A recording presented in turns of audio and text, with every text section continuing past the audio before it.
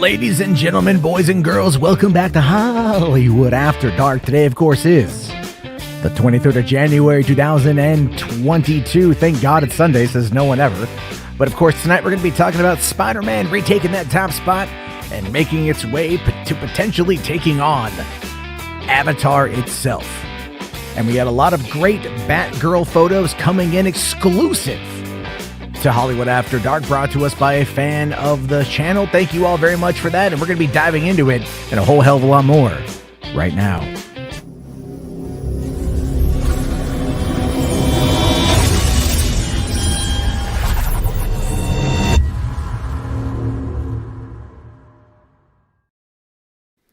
Hey, what's going on, everyone? How you guys doing? Welcome to the party. Hope everyone out there is having a fantastic day. It's been it's been an interesting one.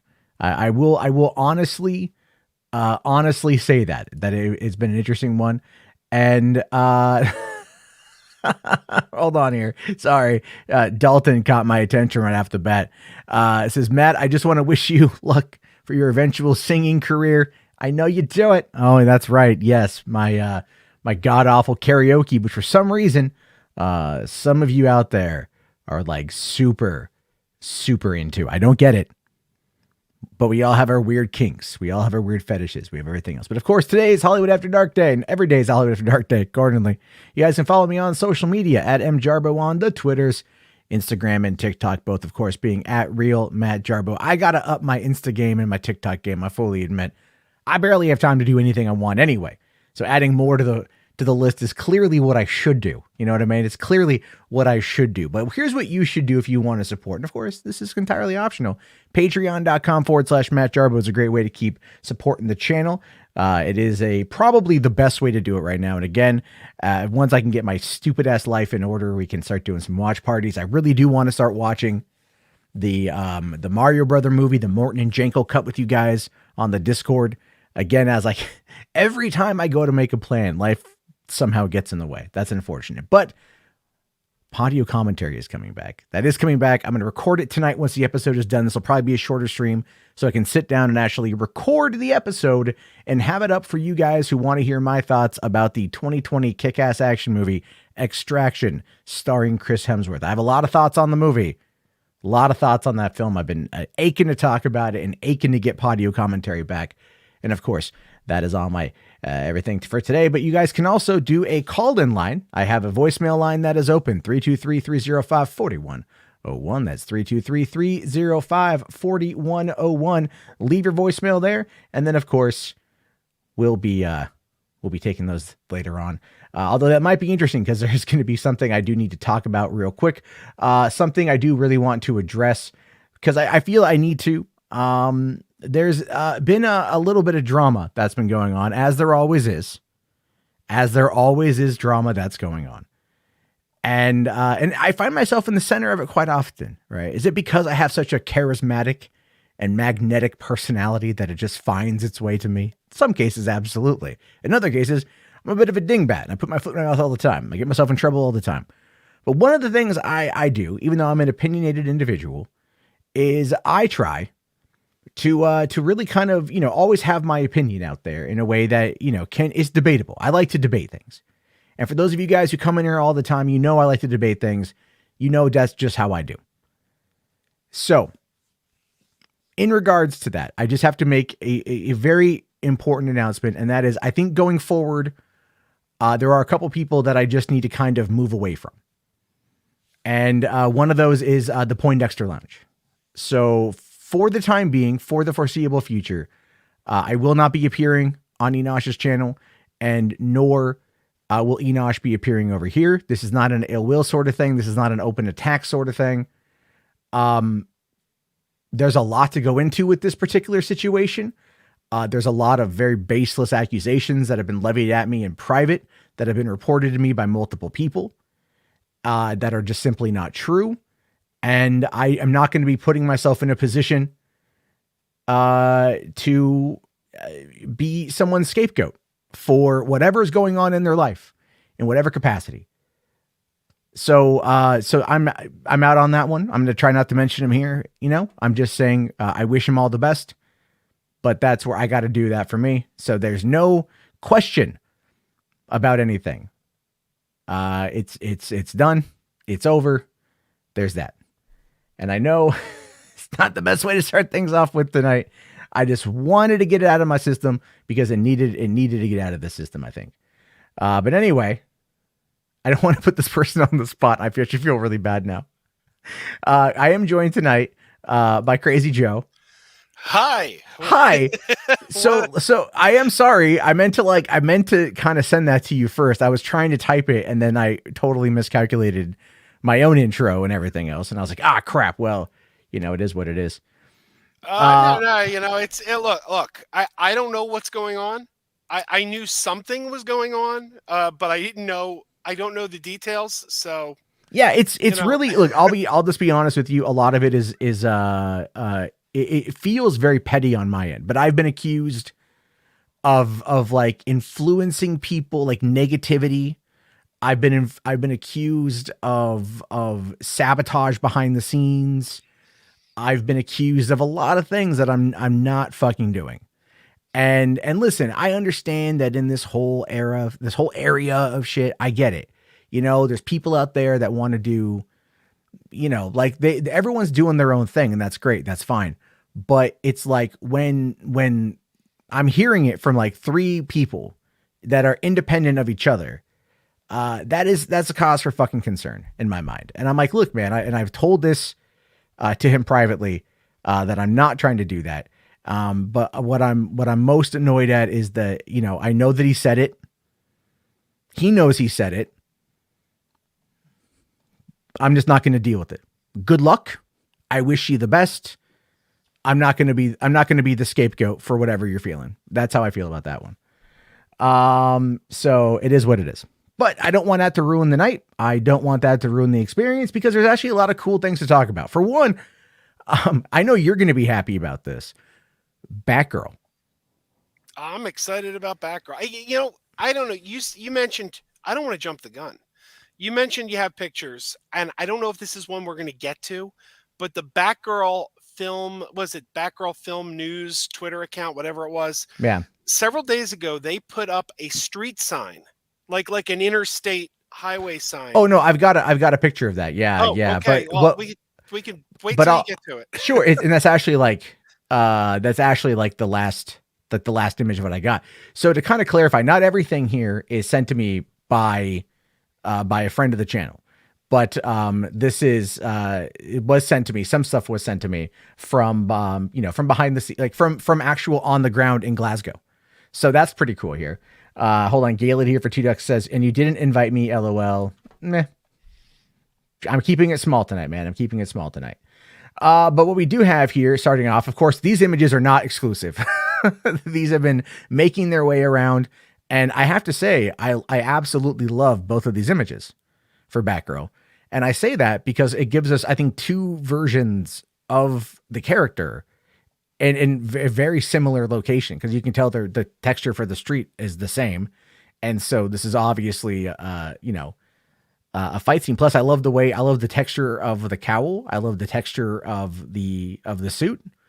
And the image on the left or on the right there, I love because you can tell she's just having a lot of fun.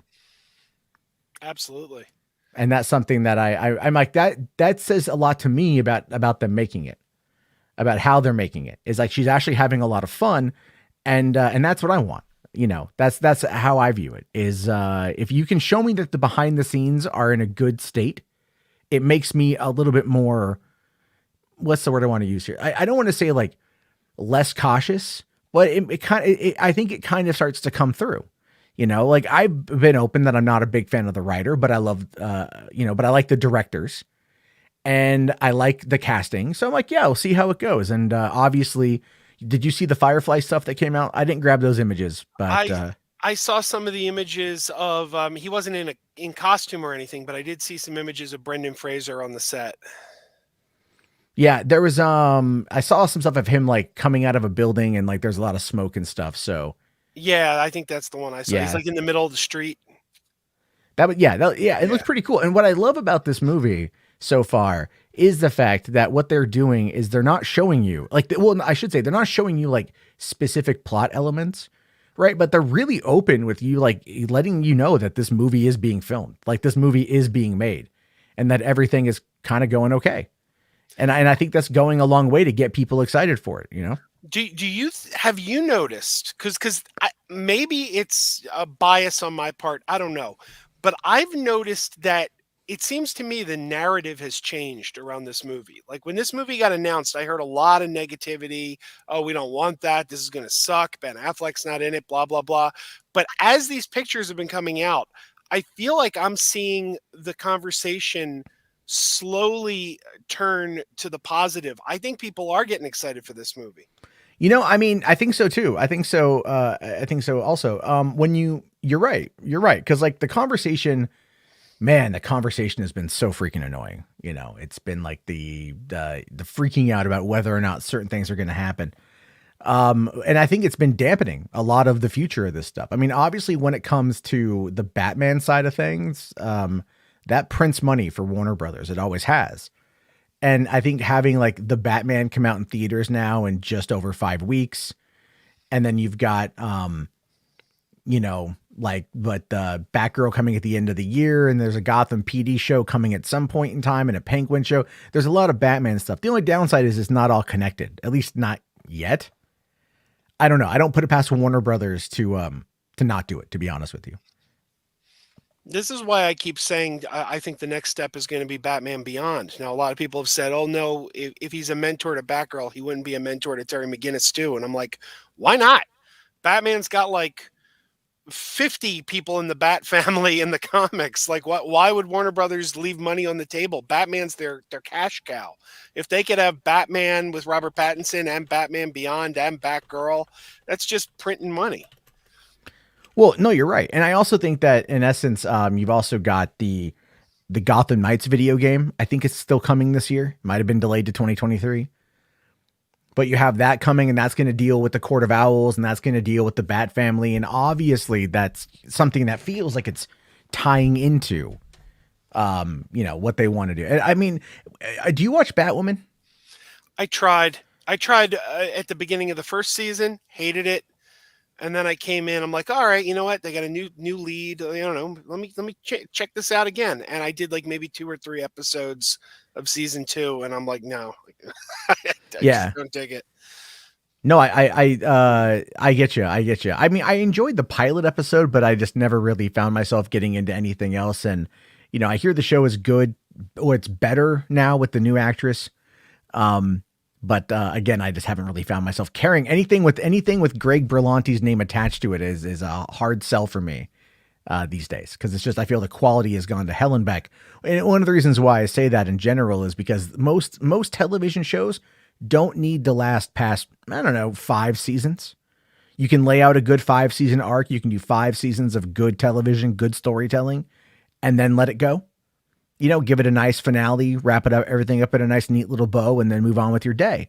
And a lot of the problems that we've seen out of this is that these studios, you know, they want to keep it going because either there's money in syndication, or there's money in the home video sales and the market sales. But then like their creatives are just, I think, fundamentally backed into a corner over how long the seasons are. I mean, look at The Flash, Look at Arrow. It's like they're 21, 22 episode seasons.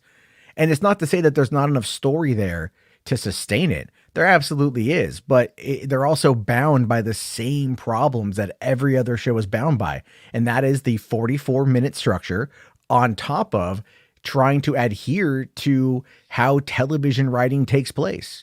Yeah. And then also stretching out these stories with all this filler that doesn't need to be there. That's why I can't understand when people complain about the Disney Plus shows like Boba Fett or Mandalorian and say, "Oh, it's only like why is it only 30 minutes?" And I'm like, I'd rather 30 good minutes than a 45-minute show that's got filler in there where it's like we got to meet the time frame. Yeah. Well, I feel like one of the better shows I think to tackle this, interestingly enough, was Once Upon a Time.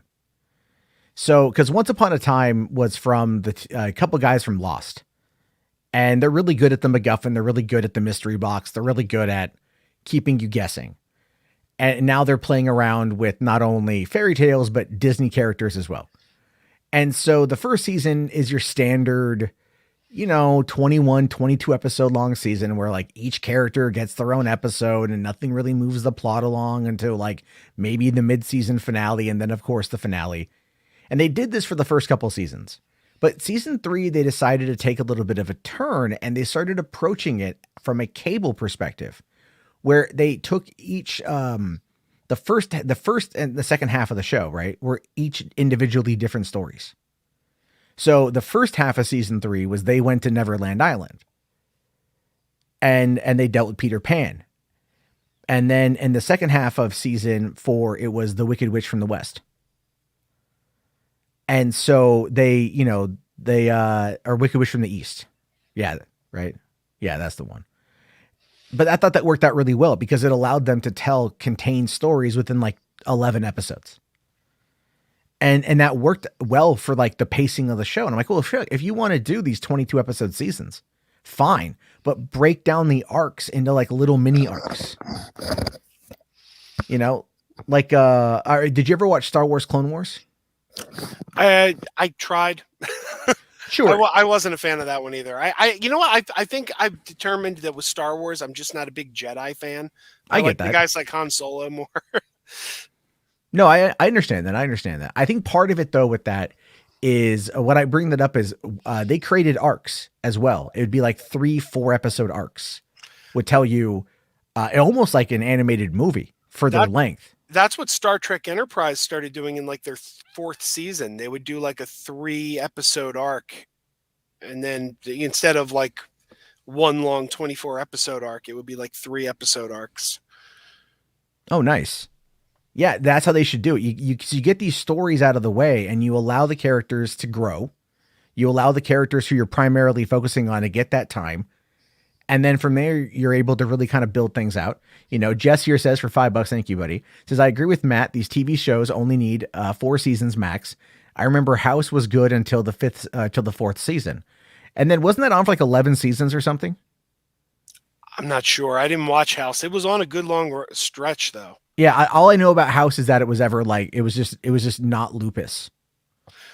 The one show that seems to defy the odds, I think, is It's Always Sunny, because I don't know how they do it. They're like in like season 15, and they actually just keep getting better, which is like I don't know how they're pulling that off. Well, so with the original show, they originally were on like I think for like 13, 14 episodes. Now they're down to 8. Yeah.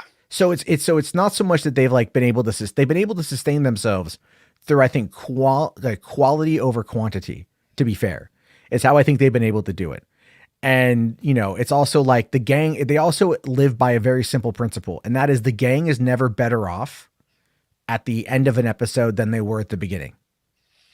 So they always kind of get ahead and then they find a way to screw it up every time. Yeah. And so they're never any better.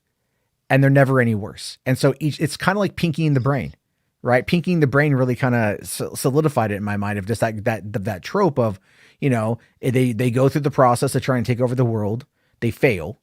Well, what are we doing tomorrow night, Brain? The same thing we do every night, Pinky. Try to take over the world. They're Pinky and the Brain. And we all know that. We all know at the end of every episode of Pinky and the Brain, they're never any better off than they were at the beginning. Maybe slightly worse for wear, but they're never any better. And so, so then the next time it's the same principle. Like look at Wile E. Coyote, always going after the Roadrunner. We know the results every single time. He's going to fail. He's no better off at the end than he is at the beginning because he never catches it, but we still go back to it because we're always rooting for the underdog. It may be even a kind of a weird way, but that's how I've always interpreted it. It's just looking at everything like that. Yeah, that's true. I think they kind of changed the focus a little too, because early on it was very much like every episode was like, oh, that Charlie, he's so dumb. And then I think later on they realized, hey, you know what? Dennis is hilarious too. We could start focusing on how weird this guy is. Oh yeah. They definitely gave Dennis a lot more, like the Dennis system and everything else. I still think the show peaked with Nightman, with the Nightman play. That's a classic. I still think it peaked then. And that was like season 4, season 5, I think. And I haven't seen it in years. It's not that I don't want to. It's on Hulu It's all on there and whatnot. Like, but I watch a lot of Bob's Burgers, and sometimes when we get to like the newest episode and it wraps up, it will go to autoplay It's Always Sunny. And like, I can't play that with my kids around. I mean, Bob's Burgers kind of skirts the edge a little bit at times when we're rewatching the earlier seasons, but you know, definitely not It's Always Sunny. But I will say this though, and then we'll get back to this thing. The funniest time, this is basically, this whole event played out like It's Always Sunny situation, and it happened after Comic-Con 2008. I was at the panel for It's Always Sunny with my friends. We each got a T-shirt, and we each got the first 2 seasons on DVD. That was what they gave us. And because the show had not hit that popularity level yet, it was still kind of getting there. And Right. so we decided the following Tuesday after convention that we were going to go to the studio that my friend and I worked at, because no one was there. And we were going to get some dinner, and we were just going to marathon It's Always Sunny in Philadelphia. So I get there after I get off work and bring over some food and bring over the DVDs. And I walk in, and both my friends are there in their It's Always Sunny t-shirt. And I still had mine in my car. So I ran down, I got mine, I put it on. We start watching it, we're enjoying it, get a couple episodes in, and all of a sudden I start getting text messages from this girl that I know from Oregon. And I've met her like at Comic-Con a number of years ago. We talked occasionally online, but like I thought she had already bailed out of town. She calls me and she's like, she's texting me and she's like, they're coming for me. And I'm like, who's coming for you? She's like, the paparazzi are coming for me. And I'm like, what are you talking about? She's like, I'm like, are you still in San Diego? She's like, I'm still in San Diego. I'm like, oh my God, like, where are you? She's like, I'm at the Hyatt Hotel. They won't let me get a room. The Marriott kicked me out. And I'm like, okay, well, do you have a flight home? No, I don't have a flight home, but I'm stuck here. And I'm like, okay, well, who's coming after you? She's like, the paparazzi are coming after me because there's a comic artist who had recently died or something. And she was friends with him. And she was like, the paparazzi thinks that we were having an affair. And so They're coming after me. And I'm all like, okay. Well, I mean, I don't know what to tell you. I didn't know her very well. I knew her and we were friendly, but like, I didn't know her. I didn't know what to do. And I'm like, well, I mean, get a room at the Hyatt or wherever you can. And whatever, if it gets really crazy, give me a call. Cause I'm only like 20 minutes away in San Diego. So then I get a call and it's like this dude's voice. And he's like, yo, is this Matt? And I'm like, yeah. And he's like, hi, my name is whatever. He's like, I'm head of security here at the Hyatt. Your friend is here having a meltdown and she listed you as her emergency contact. Can you come get her? And I'm like, dude, I met her a couple of years ago at Comic-Con. Like we've talked a little bit. What's wrong? And he's like, she's having a meltdown. She is refusing to leave. We do not want to call the police, but can you please come get her? And I'm like, motherfucker. Okay. So we jump in my friend's car. Thankfully they were cool. I'm like, look, I'm going to go get her. And then my friend was like, well, I want to see where this goes. So I'm going to go with you. So we just stopped what we were doing, jump in the car, we go down there. And we pull up at the Hyatt, and the 2 security guards are outside. I walk up and I'm like, hey guys, one of you called me. Apparently my friend Erilyn is inside having a meltdown. And they're like, oh, come with us.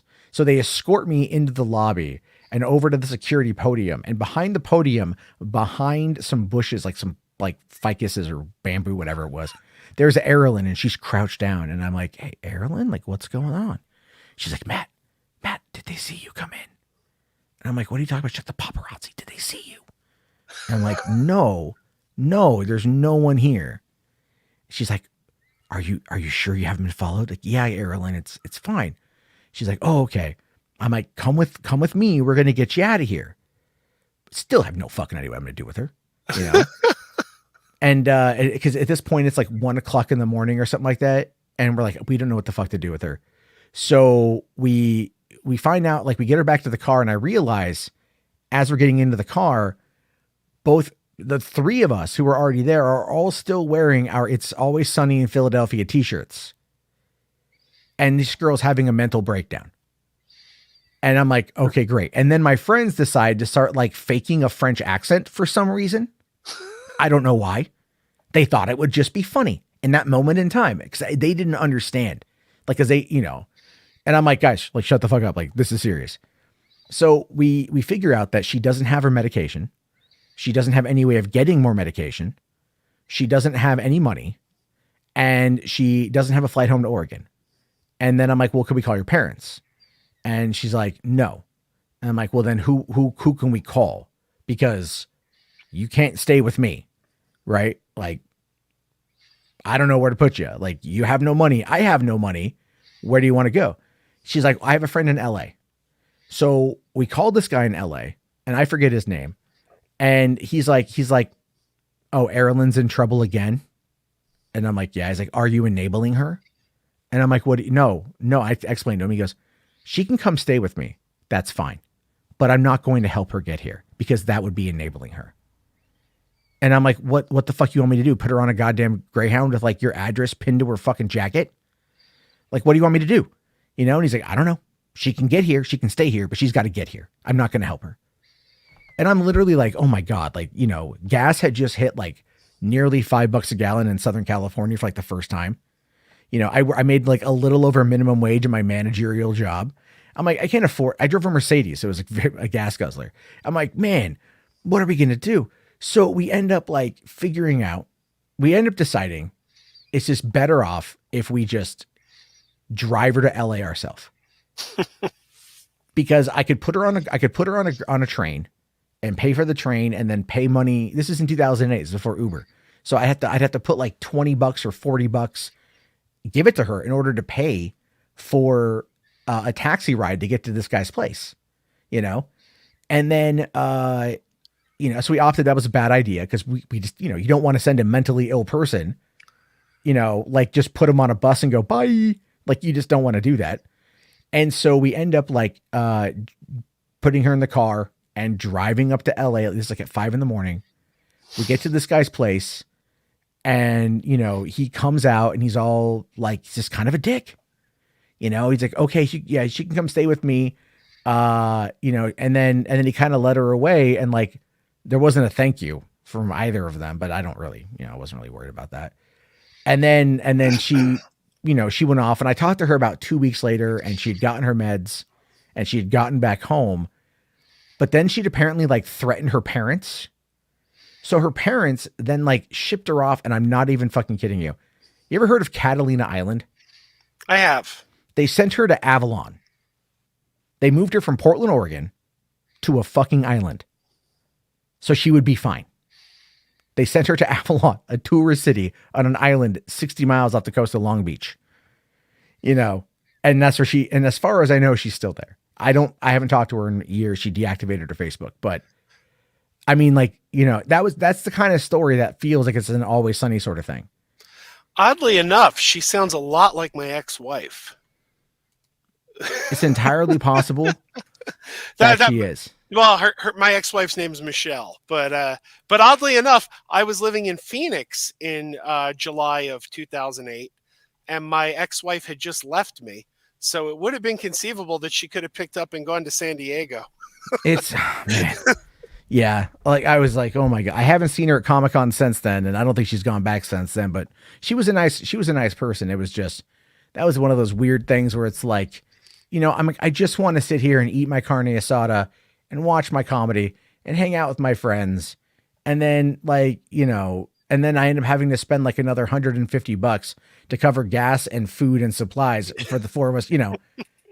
And I'm like, son of a bitch. But anyway, that was my night with that one. But anyway, let's move on from this. So we got this other photo here of her getting prepped up, getting ready to go, which, you know, standard, but you got to love how there's a team for everything. Right? Like people think that my favorite thing about behind the scenes photos are all the people who feel that like a movie comes together instantaneously. Like you just show up and like it happens. Right. Whereas here you can see there's like, you know, 5 crew. One of them's makeup. It looks like 2 of them are makeup, hair and makeup. The guy right there without the mask on is probably a PA maybe, or like somebody. And then the other guys are, I think, part of the camera crew or something, maybe lighting. And then you get this shot here of an explosion of them running away. I don't know where these came from. These were sent to me, but I don't know where these came from. But still, looks pretty good. Absolutely. I like that it's the Christmas motif, right? It's happening during the holidays.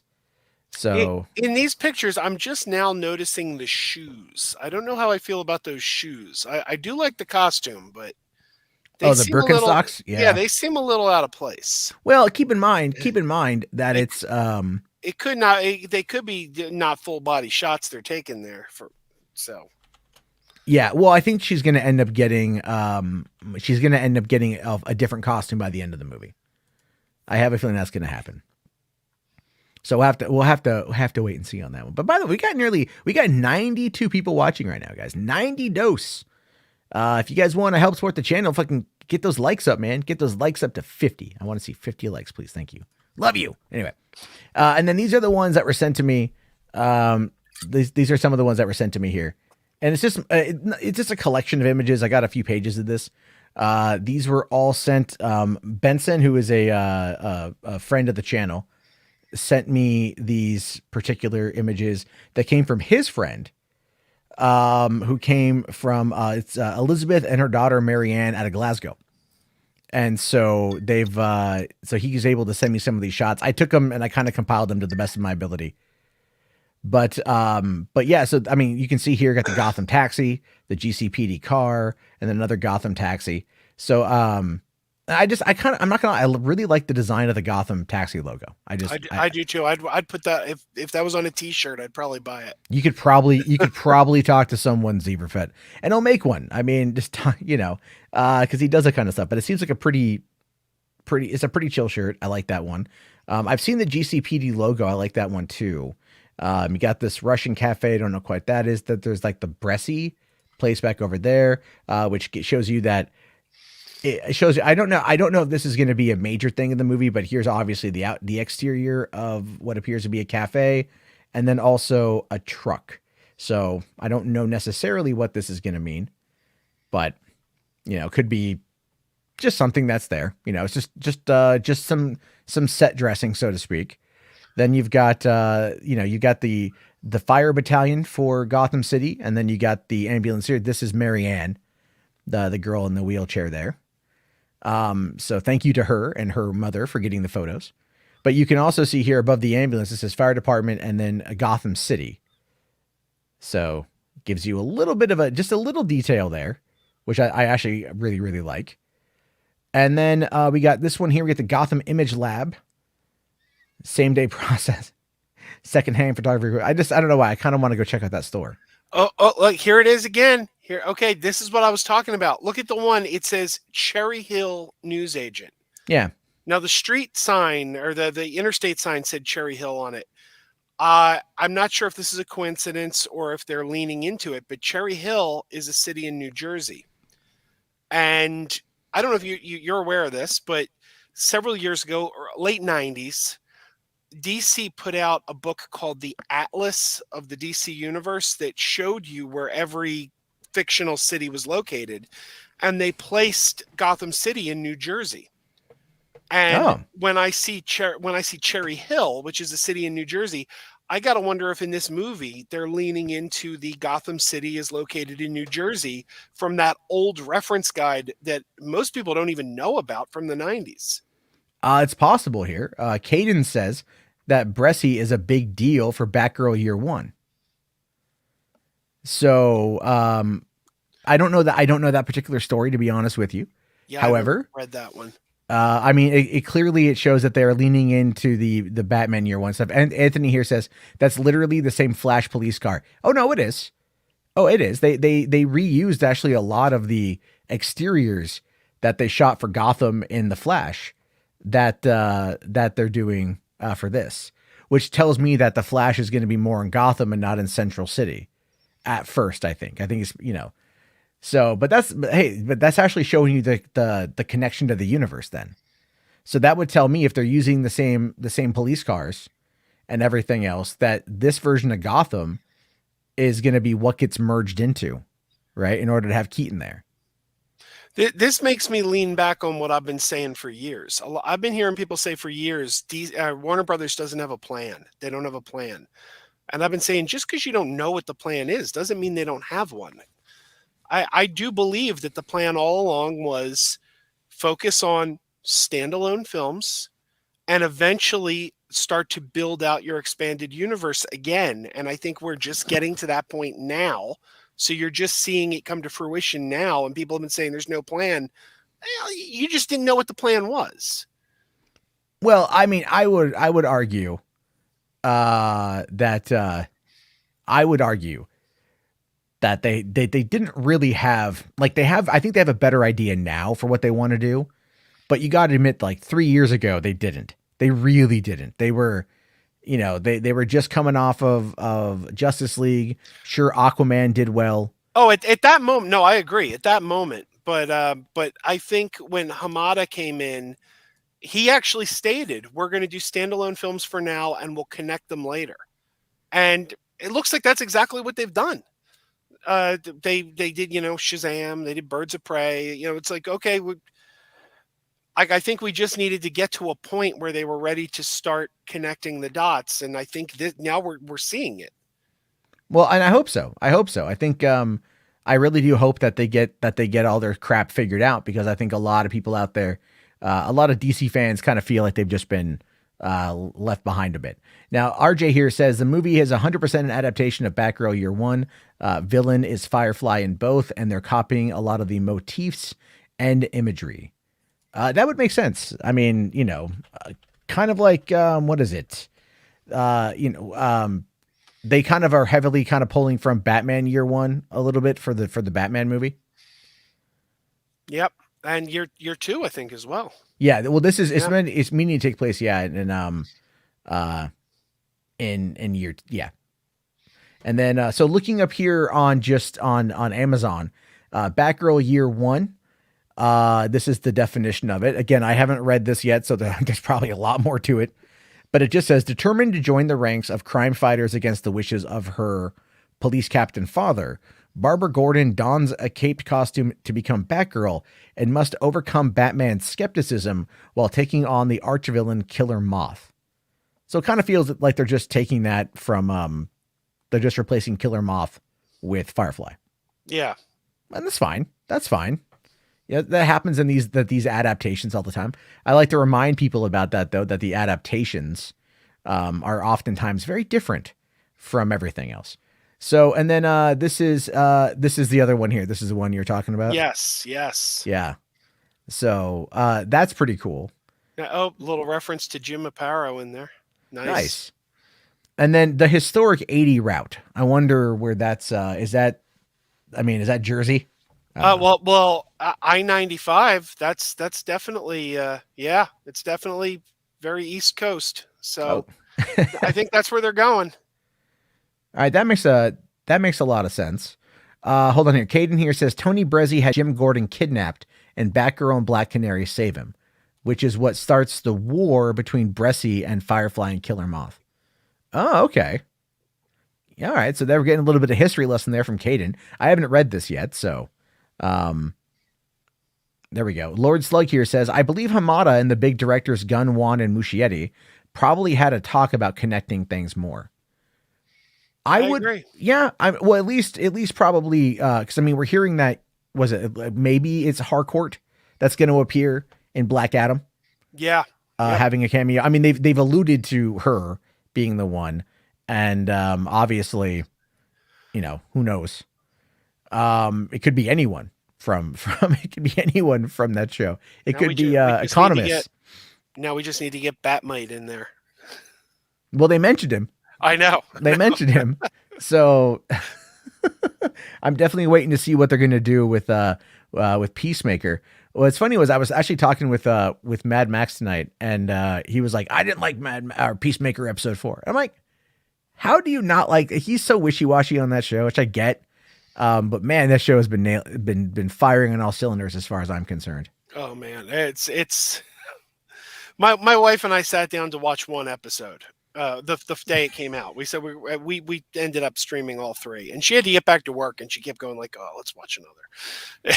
It's just so much fun. I'm definitely like of the whole belief of like trying to, I like the week to week releases. I like all that kind of stuff. Part of my problem though is like when I'm really into a show, I just want to like go through it. So then, even though I'm like a proponent of week to week, I still feel like, I've got to make sure that this whole thing still kind of plays out. I have the spoiler fear where it's like when they drop like all episodes of Cobra Kai or all episodes of Stranger Things. I don't want to watch them all at once, but I also feel like if I don't watch them all at once, I'm going to get the accidental spoilers. So Yeah. I feel pressured to watch them all at once. No, that actually makes a lot of sense because yeah, you do find yourself in a situation where it is very much like it is like I get that entirely. I think one of the issues of that too is they're kind of having to come to terms with this, and Netflix recently dropped like I think it was like 50 billion in value in one day. And a lot of people kind of freaked out, but if you think about it, like for one, Netflix will bounce back. These companies always bounce back. But Netflix is just another entertainment company, and they're going to deal with the raise and fall of that shit. Like it's always they're going to have to. I think they're going to have to start playing it a lot safer. And I think part of that is starting to do the tiered releasing, whether it's not like not do 5 episodes here and then like 6 months later do another 6 episodes. I think that's ridiculous. But I think doing like 3 episodes a week or do 3 episodes and then do week after week, like HBO Max Right. and Amazon have been doing it and everything else. Like it does well because you get that initial 3 episodes to establish your first arc, to establish the characters, and I think that really helped The Boys season 2 because season 1 for The Boys dropped all at once, all 8 episodes. And then I blazed through that. And by the time it was done, I'm like, well, crap, now it's done. And I got to wait however long for the next season. And it's not part of the conversation anymore. People aren't talking about it anymore. So you keep the buzz going.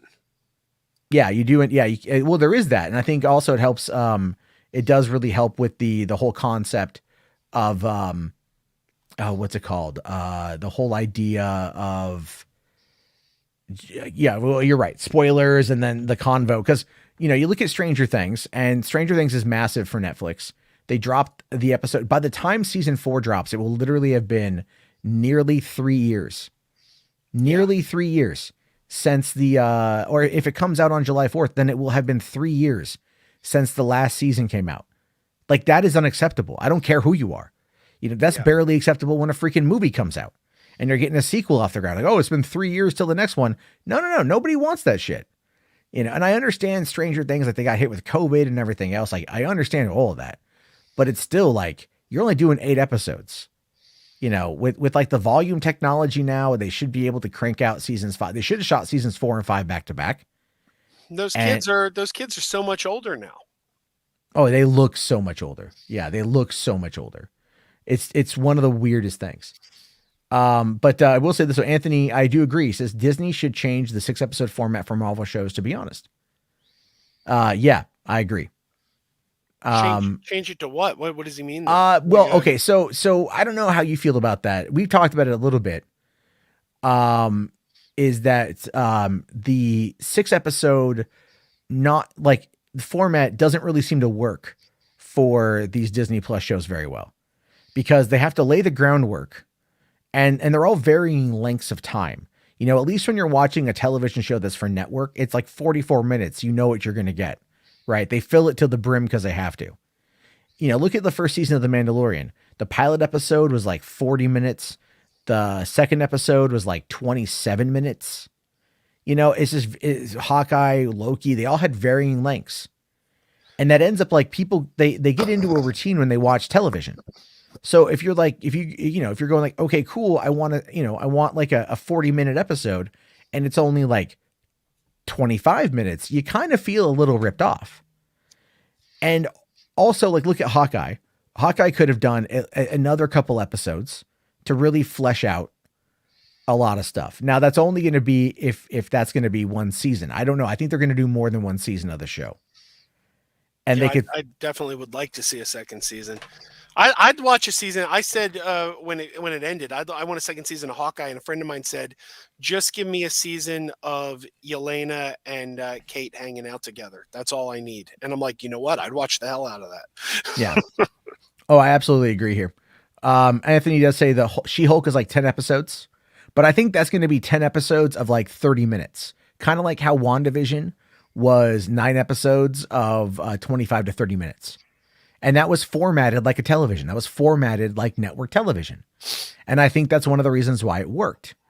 And Falcon and Winter Soldier had kind of bouncing around, episode lengths. And again, the filmmaking style of that show, I don't believe was as solid as WandaVision. People like to give WandaVision a hard time, but my God, they nailed what they were trying to do. Yeah, I still think WandaVision's the best thing I saw on TV last year. I'm not like, I would argue if we're talking Marvel stuff, the season finale of Loki did it for me. But no, WandaVision, I know everyone got really mad at the Ralph Boner thing. I thought the Ralph Boner thing was great because I still think that's a fake out even of itself. Oh yeah. I think they're going to come back to that in Doctor Strange. Yeah. You don't bring in Evan Peters to just do like a boner joke. I mean, maybe apparently that was a tribute to Andrew Koenig, who played Boner on Growing Pains, because Matt Shakeman played on Just the 10 of Us, which was a spinoff of Growing Pains. And apparently Matt Shakeman was friends with Andrew Koenig. So the name Boner was actually a tribute to his friend. Oh, wow. That's pretty cool. So I heard. That's deep ass lore right there. That's pretty fascinating.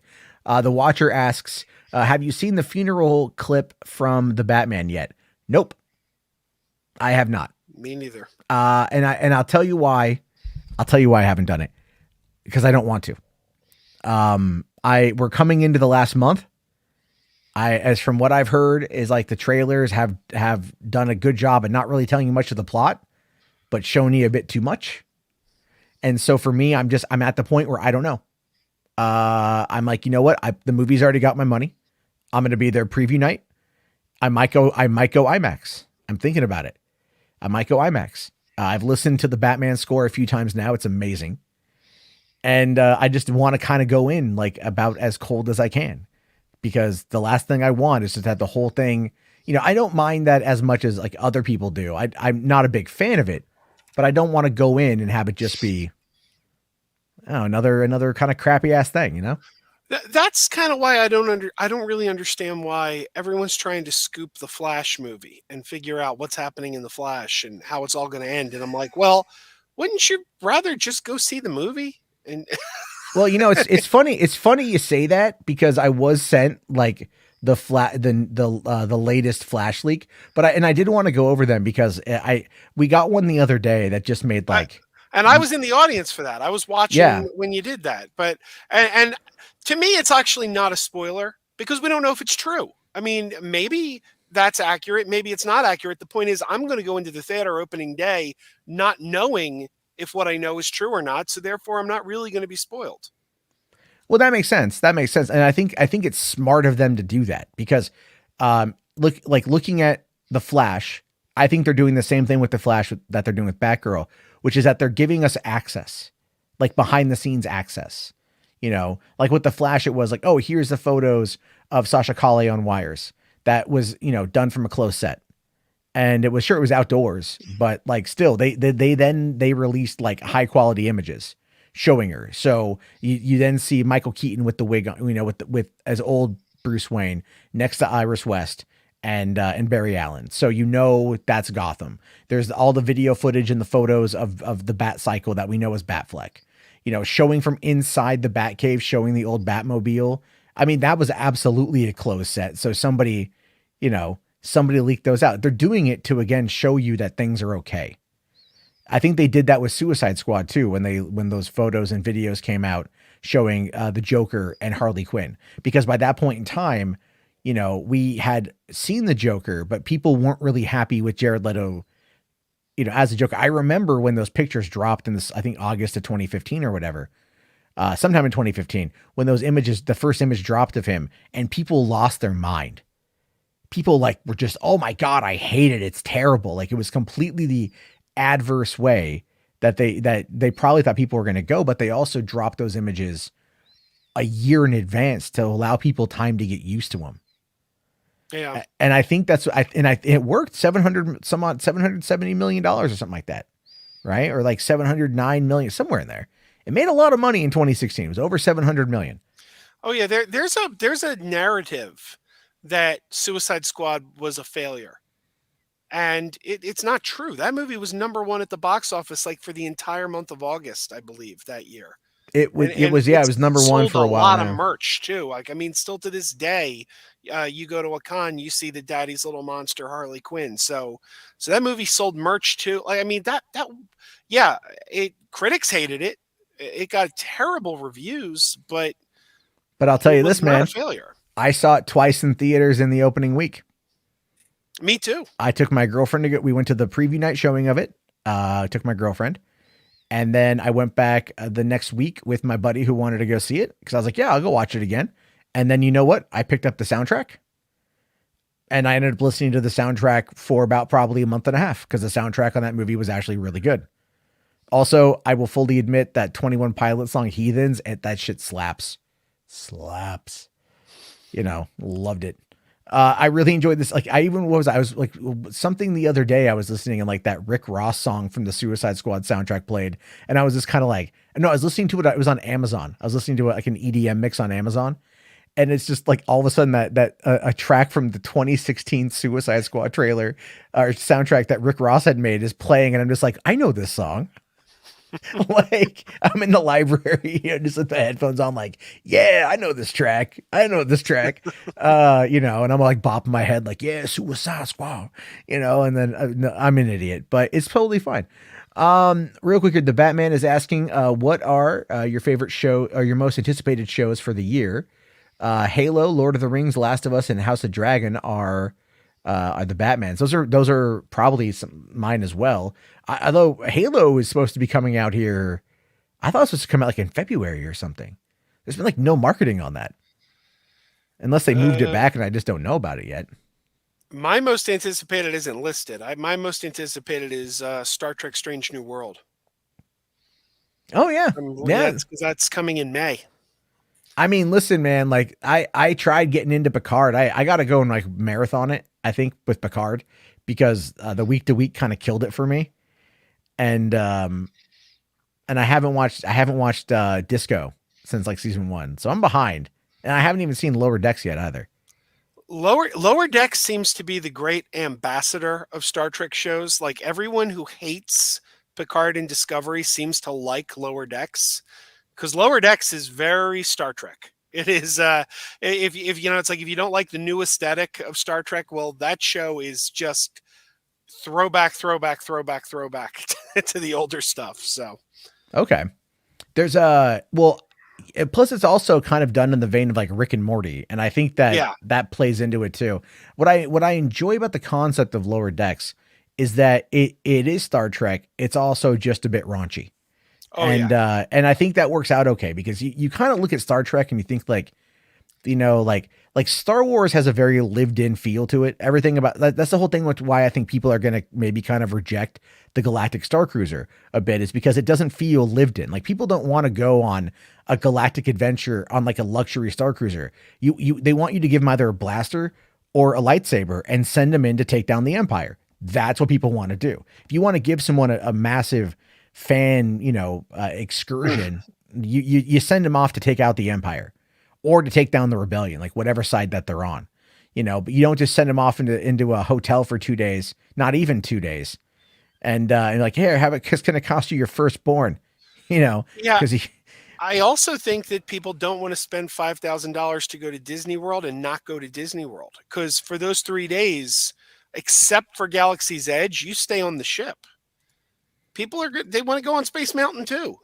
They want to go on the Pirates. you do get to go on to when you exit the Galaxy's Edge, you do get like it is your pass for the park, so you can exit Galaxy's Edge and then go to the rest of the park. But I was under the impression you could only do Galaxy's Edge. No, I was under the impression that they were going to shut down Galaxy's Edge while you were there and give you a full on experience, but they're not going to do that.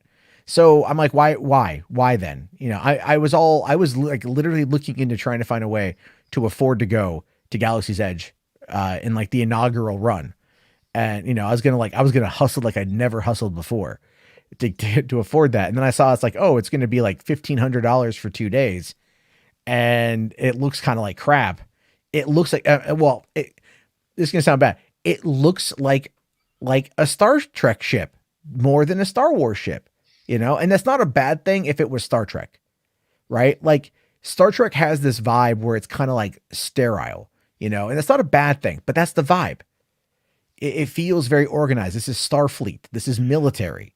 But This, I would imagine that would be what see, the problem is we've never seen this in Star Wars before, but I would imagine a luxury liner in Star Wars would have to be cleaner than like, your average X-Wing or the Millennium Falcon.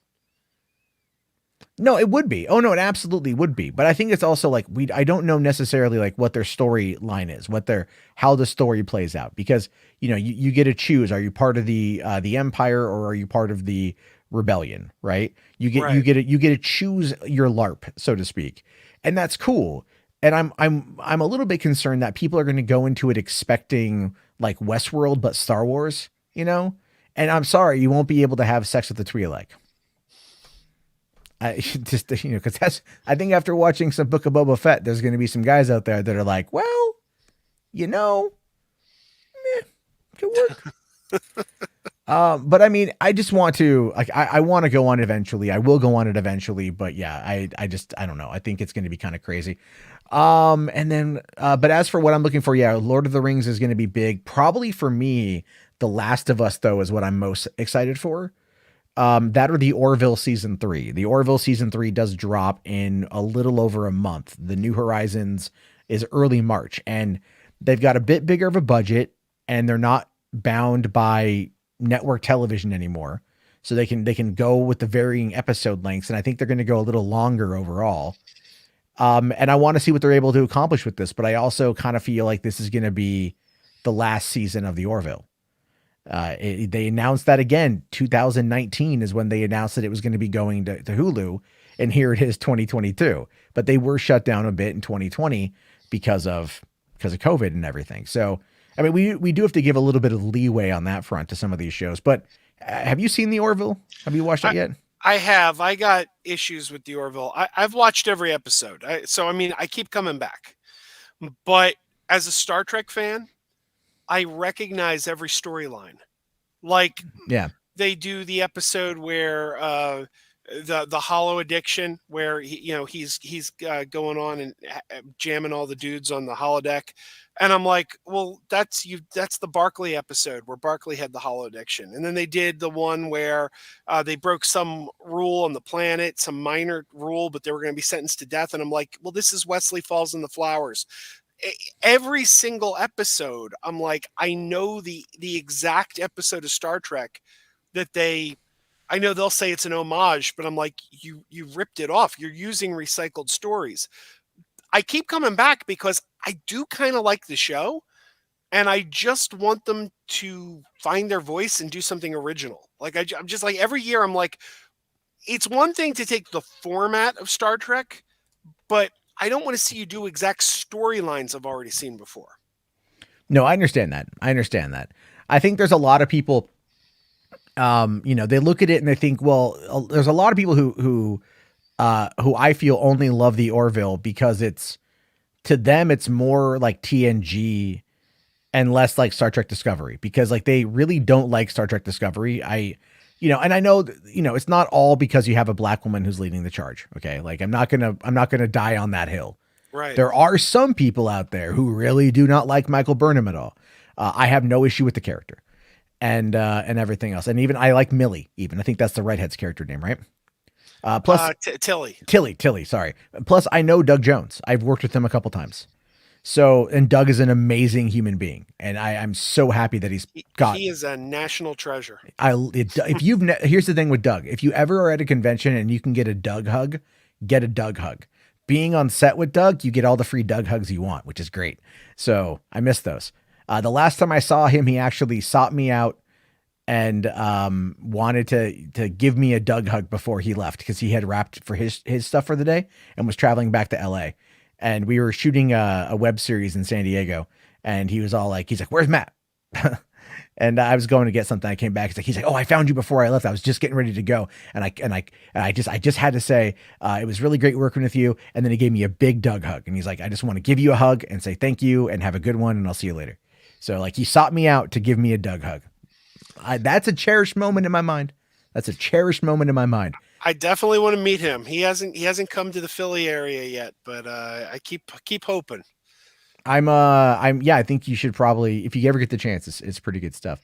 Let's see. Geek and Review here about Orville says one of the crew in the Orville said eps will be standalone 40-ish minutes, and some will be well over an hour. Well, that's cool. I'm excited that's going to be there. And then Toronto Freddy's asking if it's going to be on Disney Plus Stars. It's on Hulu, but I don't know if Hulu is available in Canada, so it then would probably be on Stars if that is how things are going to go. Again, not too sure. We're going to have to wait and see on that. There was there's super chat here from Mad1306. Thank you, buddy. He says, "Did you see the Green Goblin hot toy? Looks fire." And that is this one right here. I did find that image real quick. That does look really cool. Like I'm not big into hot toys, or big into collecting, but some of those ones I've honestly thought about trying to acquire a couple of them.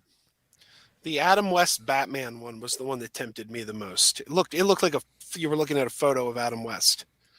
Nice. I do love me some Adam West. May he rest in peace.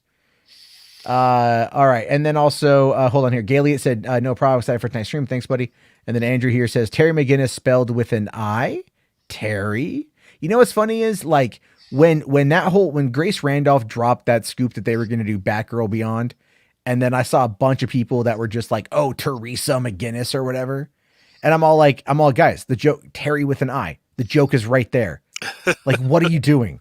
What are you doing? And they're like, "No, Teresa." Like they all thought it was the funniest thing. I'm like, Terry with an I, the hell, like just. It's like the episode of Community where they were celebrating Earth Day, and the dean changed the name of Greendale to Environdale, and they're all like, "It's Greendale. Why did you have to change the name? The name's Greendale." Well, they changed because the dean there was absolutely the kind of dean you would expect from a college like Evergreen State College, which is actually only about 4 or 5 miles away from where I'm at. And believe me, there's some stuff that's come out of that place. Ooh, boy.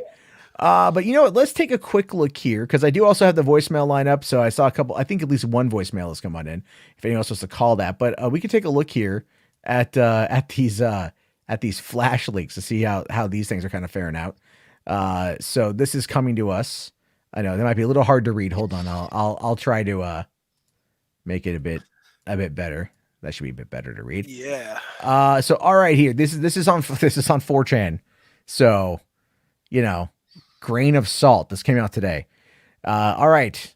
Bruce and Barry try to find a way to prove Barry's dad is innocent. I believe that's pretty believable at this point, because we know Ron Livingston is taking over for oh my God, what's his name? Who played? The what do you call it? Dr. Manhattan. Yeah. Big blue dick. Billy, not Billy Corgan, not Billy Carradine. What's his name? Almost Famous. Crap, I can't remember. Yeah, you know what? Someone will tell me in the chat. Anyway, there. Bruce tells Barry. Oh, Billy Crudup. Yeah. Thank you. Rational. Bruce tells Barry about his nightmare premonition about a post-apocalyptic future where he had to send Barry back in time. This gives Bruce the idea to create a cosmic treadmill to send Barry back in time to prevent his mother's murder. I know it's in the comics, but like the cosmic treadmill is one of the stupidest ideas. Listen, I remember, when I first saw Superman 1978, well into the 80s, because I was not born yet when it came out. And I remember when he reversed the time of the trajectory of the polarity of the Earth in order to reverse time. And I thought I'm like, that's bullshit as a kid. And then that's still less stupid than the cosmic treadmill idea. I don't know. Maybe that's because I'm not a big Flash fan. I just find it to be kind of redundant. Also, wouldn't Bruce Wayne of all people, he's not a dumb guy. Wouldn't he realize that going back and changing the past might not be a good idea? Yeah, I mean, well, they apparently thought it was a good idea in the nightmare scenario, That's but true. even then, it was all he said was like, "Bruce, Lois is the key." The key to what? The key to your pants, bitch. Because they have sex. You have a kid. Just saying. Smash. All right.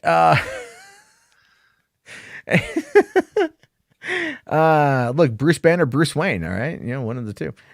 All right. This gives Bruce the idea. Okay, get the treadmill. Barry travels back in time to the DCEU, sees the events of Wonder Woman and Man of Steel unfold. Barry's time travel causes disruptions in the multiverse. Barry lands in the Arrowverse and meets Grant Gustin's Flash. Barry's final stop is the Burtonverse, where he meets Keaton's Batman. Look, I feel that Grant Gustin's Flash is going to pop up at some point in time. I do, because they had already established that with the Crisis crossover. But I kind of feel like that should be like, maybe not in the beginning, maybe like towards, I don't know. I don't know where you would put that in there. I would like to see it be the exact same scene from the TV show, but from a different perspective. Like, I think that would be cool. Because one interesting thing about that was Grant Gustin was the one who gave him the name of the Flash, because Ezra Miller has never called himself the Flash in any of the movies yet. So yeah, but the choker was taken.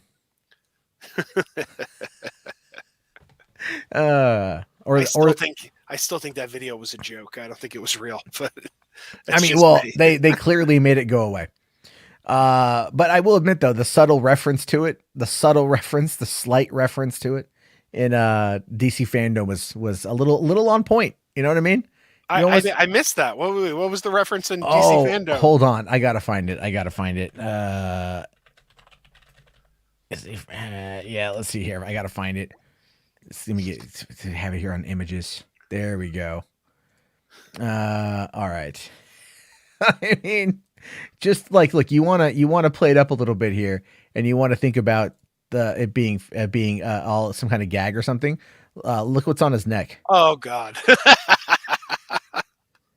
He actually wore that, like looking like a John Lennon motherfucker, and he's got like, this choker on, and everyone's like, dude, come on, Ezra, we get it, dog.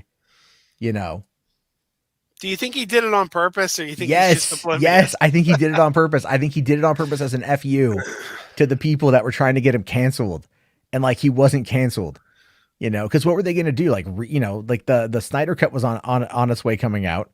They were already getting ready. They didn't want to go through another casting process to do it. They probably thought, well, okay, pay her some money. She shuts up. This goes away. That was the one thing I know. Every time the Flash movie would come up, John Campea would be like, they got a real problem on their hands with Ezra Miller. They got a real problem on their hands. And I'm like, no, they don't. No one's talking about it. It was in the news cycle for 24 hours and everyone stopped talking about it. Like, I think a few people on the internet are the only ones that even cared about that. The general public did not care. No. Well, it also didn't go wide enough for it got shut down pretty quick, Yeah. So like, and a lot of people, like, there were people on Twitter who were kind of like really upset about it, but at the end of the day, like, it wasn't it wasn't that big of a deal. Like, I mean, which is, I don't want to downplay physical assault, but I think it was his explanation was they were kind of in his face, and it was him just kind of like, there's context we didn't see. Like, all right, fine. That's one of those moments where it's like, you said some stuff, they said some stuff. Are we good? Let's just end it, move on with our day. Yeah. So Geek in Review here says that the Ezra Miller clip dropped right when a lot of the places went into COVID lockdown, so it stole headlines. I mean, what? So COVID lockdown stole headlines, or? Well, that's like remember in the early 2000s when that Chandra Levy was missing, and that was like the big story. What happened to Chandra Levy? And then 9/11 happened, and you never heard about that story ever again. It was referenced in like an Eminem song. I didn't know that. Hold on. It's okay, Emin. Yeah, it's in the song "Business" by Eminem. let's see here. What is this? What does the line say there? Okay. Because it's they reference Chandra Levy in the song. That's how I know it.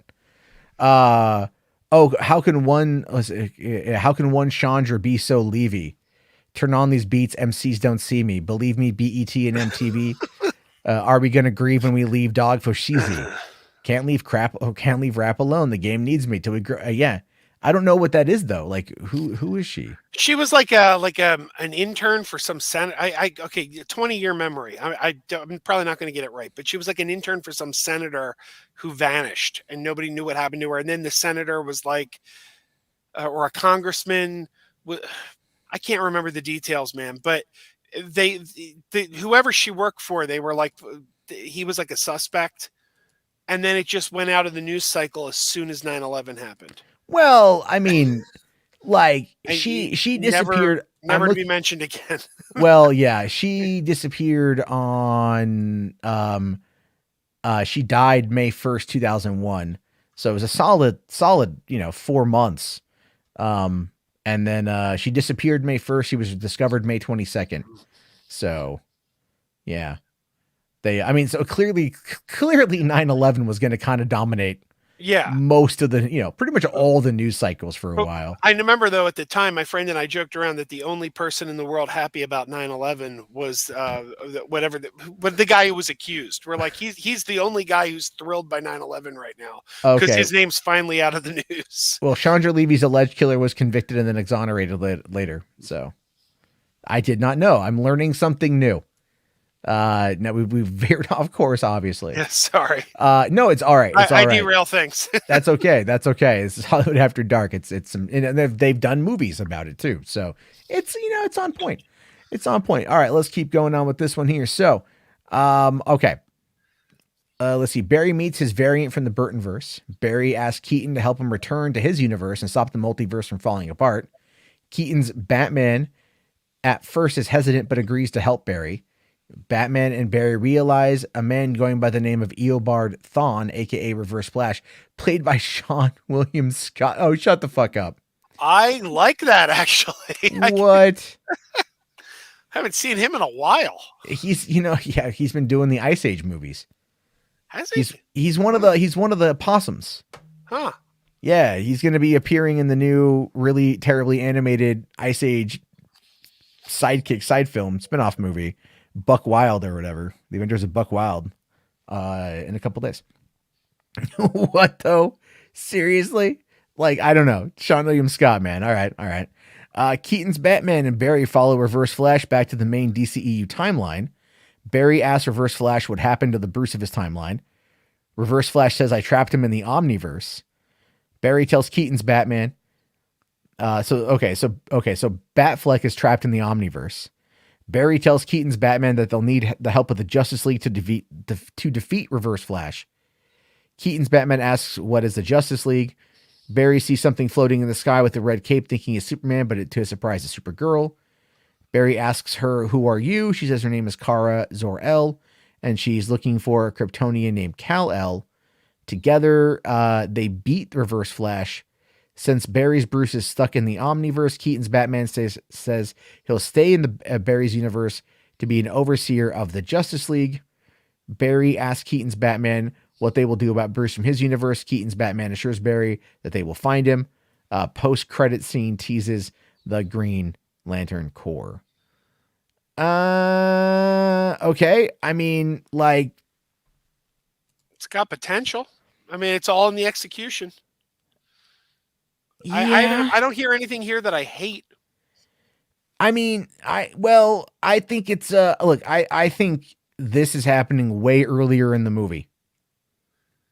Because of the shot in the trailer when it shows Barry and it shows other Barry and it shows Supergirl and they're in the Batcave and Keaton comes walking down.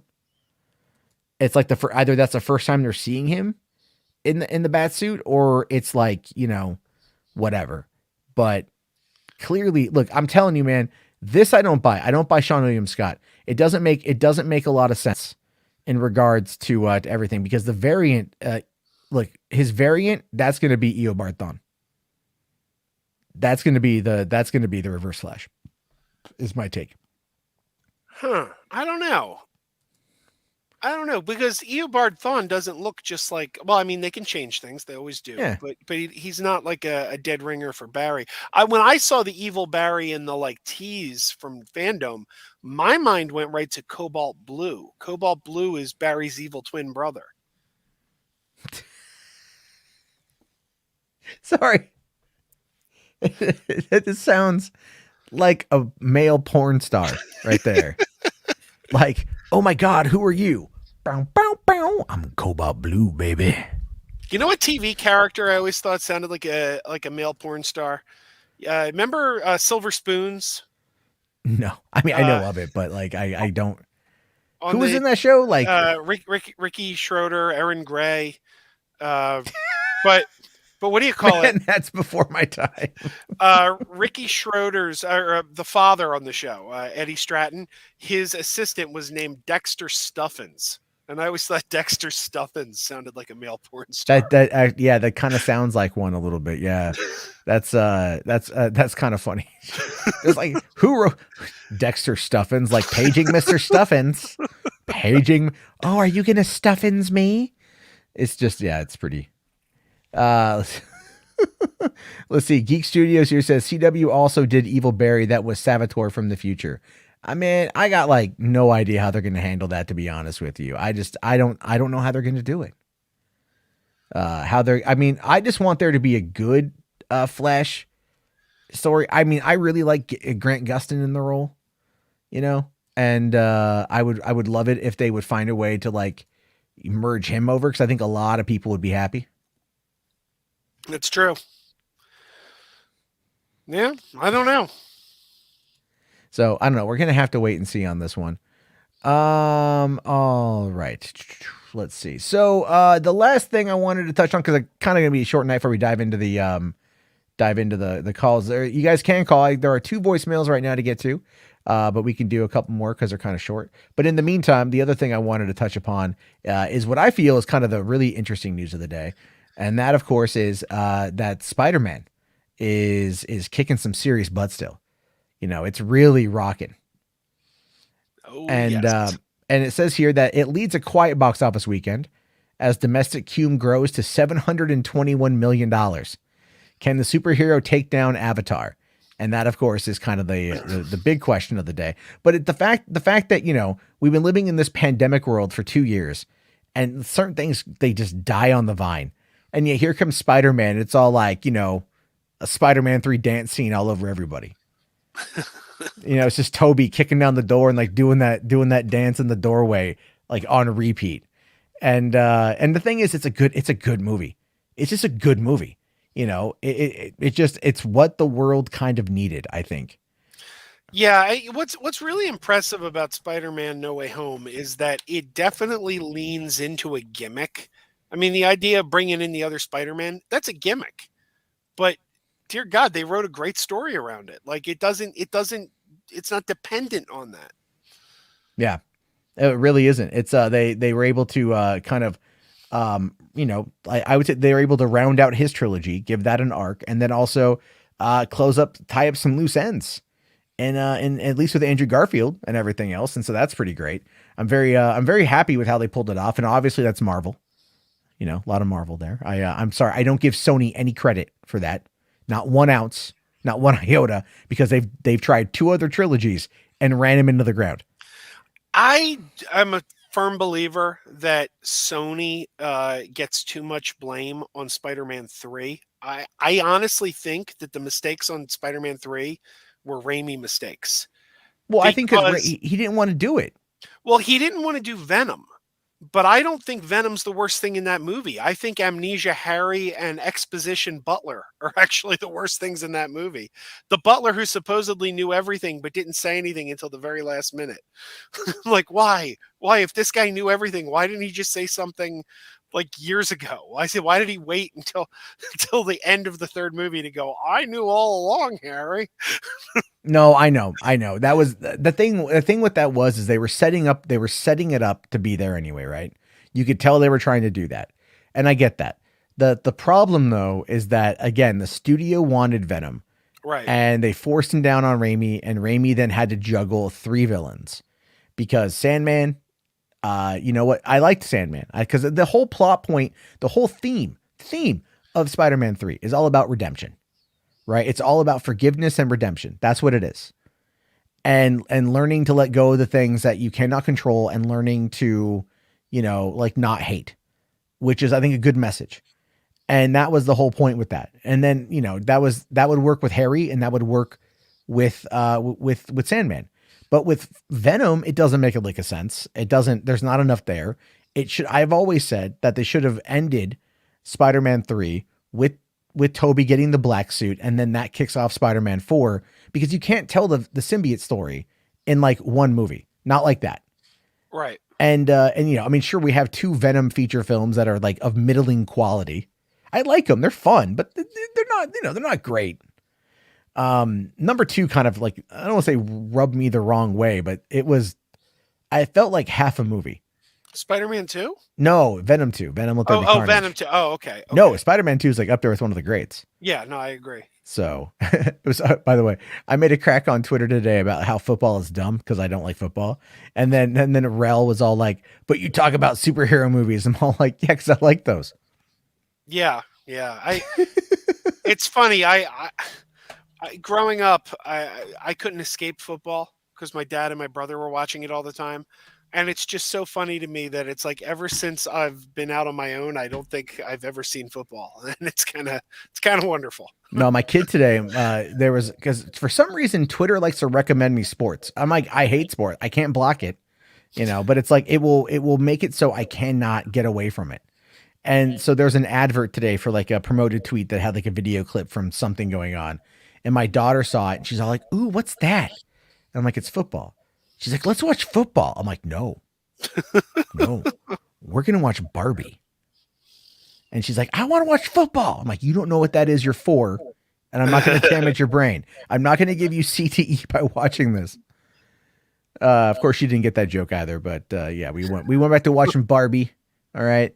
Barbie's Dream House or Dream House Adventures, whatever it is on Netflix. Watch a lot of that in our house too. Well, I mean, like, I'll tell you that though. That Barbie show is not terrible. The one where they're in high school, not the one where it's all vapid and like it's all like the Barbie. They reuse all the accessories and stuff.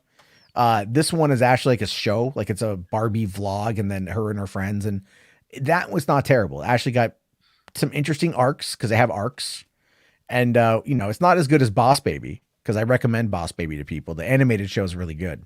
Yeah. So it's like, but the Barbie stuff isn't terrible. It's better than some of the crap that I've seen on there. I've watched a lot of terrible Netflix movies. Absolutely. I wish my daughter, she used to like Barbie Dream House. She used to love Bluey, all these shows that I wouldn't mind watching with her. But now she's just into watching YouTube videos of people unboxing Shopkins. Weird. And I don't know if you know what Shopkins are, but they are horrible. What is that? Is that like the audio thing? They're little toy figurines of like food with faces. And all I'm going to say is I think we've gone too far as a society. It's time to go back. Yeah, I don't know what my kids are going to be into. My daughter likes, she likes baking. She likes watching Martha. My 4-year-old loves watching Martha Stewart. She watches Martha. She goes, "Daddy, can I watch baking?" I'm like, all right. I put on a Martha Stewart cooks stuff sort of thing, and then she just watches it. Like even the other day, she she wants to hang out with me in bed, wants to watch it, and then she falls asleep within like 5 minutes of watching it. I'm like, all right, like she just likes it. That's her relaxation, is listening to the sweet, motherly voice of 80-year-old convicted felon Martha Stewart. You take 5 eggs and you whisk them together very carefully, and then you pour them into the batter. You add butter, not margarine, butter. We learned this in prison. I'll cut you.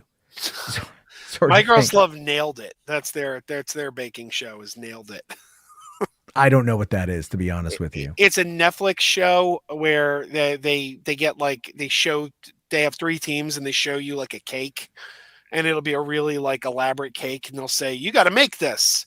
And they always screw it up, and it looks ridiculous. And then they'll show what they made, and they'll go, "Nailed it." And it looks nothing like the real cake. Oh, shit. Well, you know what? That's always a problem. That's the thing. So anyway, let's get back over to this real quick because this is the thing. All right. So it says here that some studio distribution bosses used to say that movie going in a 52-week business, or movie going is a 52-week business, kind of like retail, by the way. Because fashion is like that. Fashion is the 52-week shit. Now it says here that, well, that's not the philosophy this weekend, and it's even grimmer next weekend, as most majors figured that in the wake of MLK weekend and the traditional box office dead zone like January with Omicron flying around, that is not worth the P&A to spend to release any movies, which makes sense. Back in the good old days, when we're talking 5 years ago, post MLK was the time when Universal turned M. Night Shyamalan's Blumhouse horror movie Split into an event with a $40 million start. Paramount settled for second tier on their Vin Diesel sequel, Triple X 3. I forgot that one existed. That one was directed by DJ Caruso, who was a Michael Bay prodigy for a while. I thought they were making a Triple X4. They are apparently. They are. I don't know if they've shot it, but I've thought that they were, because like the movie, I don't know, it's cheaper to make than a Fast and Furious because it's only Vin Diesel. So it says, and so we settle for Sony's Spider-Man No Way Home, rising to number 1 in its 6th weekend with 14.1 million, putting its massive domestic total at 721.5, and Paramount Spyglass Media Scream in second with a better than anticipated drop of only 59%, with a 12.4 million take home and a 51.3 million 10-day total. It's actually over 80. It's actually like over 83 million worldwide right now. Which means Scream 6 is definitely coming. Oh, so, yeah. But then again, like, people didn't want Scream 4 back in 2011. Which I don't understand. I think Scream 4 is great. You know what it is? I think it was Scream 3. I think Scream 3 wasn't very good, and I think after Scream 3, people were like, "Oh, we don't need another Scream." No, that's very true. That's very true. No, you're right. That's I remember, yeah, Scream 3 was not as good. Scream 4 got a couple good moments out of me, a couple good jump scares. Like when in the barn, I thought Gale was gonna get it. You know? Like I legitimately thought. I haven't seen Scream 5 yet. I'm hoping to this week if I have some time. But that's also one of those ones too. I'm like, just release it on home video. Let me watch the digital version of it. I'm sure it's going to be on Paramount Plus. Very soon. I think they're doing the 45-day, so it'll probably be on Paramount Plus very soon. Yeah, there's definitely there's that one. No Rational. I haven't seen 5 Cream yet. My God, I don't want to give any spoilers, but it is not kind to the fandom menace. That's what I hear. I was waiting for like Jeremy or Doomcock to be like, don't go see Scream 5 without respect. We reject. But no, it somehow slipped by them. I think Ethan Van Sciver's the only one who's come out and like said, I think he's the only one that's noticed. And they don't. Here's the thing: is that they do not. They don't care. Like, I mean, they don't. I should say they don't care about Ethan Van Sciver, is what it boils down to. Like, really, it's that's kind of the whole point. Is Ethan Van Sciver just does not have any kind of sway anymore. He's kind of taken his money and gone home, so to speak. As far as I understand it, although Dane from Forced Adversity would probably be a better idea. It would be better to tell me there. So, all right. But the thing is, though, with that other side, what I didn't get a snapshot of, and I thought I did, was they're saying now that Spider-Man No Way Home only needs $40 million to top Avatar as the highest grossing for the highest grossing. No, I don't think it's going to, I think the highest grossing domestic is Force Awakens, and that's not going to top Force Awakens. But I mean, to beat Avatar domestically, all it needs is 40 million. And I could do that in a couple weeks. Do that, yeah. I think I could do it. Especially with nothing coming out until like March. What was it? Is anything coming out between now and Batman? Or anything major at least? I can't think of anything real big that's coming out. Let's see. Uncharted's coming. Oh, that one's got my money. Like, hands down, that one's got my money. I don't care. I'm a big Uncharted fan. It looks fun. Okay, so February 4th is Jackass Forever, which I do really want to see. Then you've also got Moonfall on the same day. That looks like it could be fun. It looks like it's stupid but fun. Well, you know what? Did you ever see? Oh my God, it was the one with Gerard Butler, where he was on a space station. I know the one you mean. It It was came. like a ripoff of Escape from New York, but on a space station. No. That was Oh, locked. That was Lockdown, and that was okay. Guy. That was Guy Pearce. And Oh, actually, John Carpenter sued Luc Besson over that and won. Because he won. Yeah, but no. It's I forget what it was called, but it was from the guy who wrote like Independence Day and the day after tomorrow in like 2012.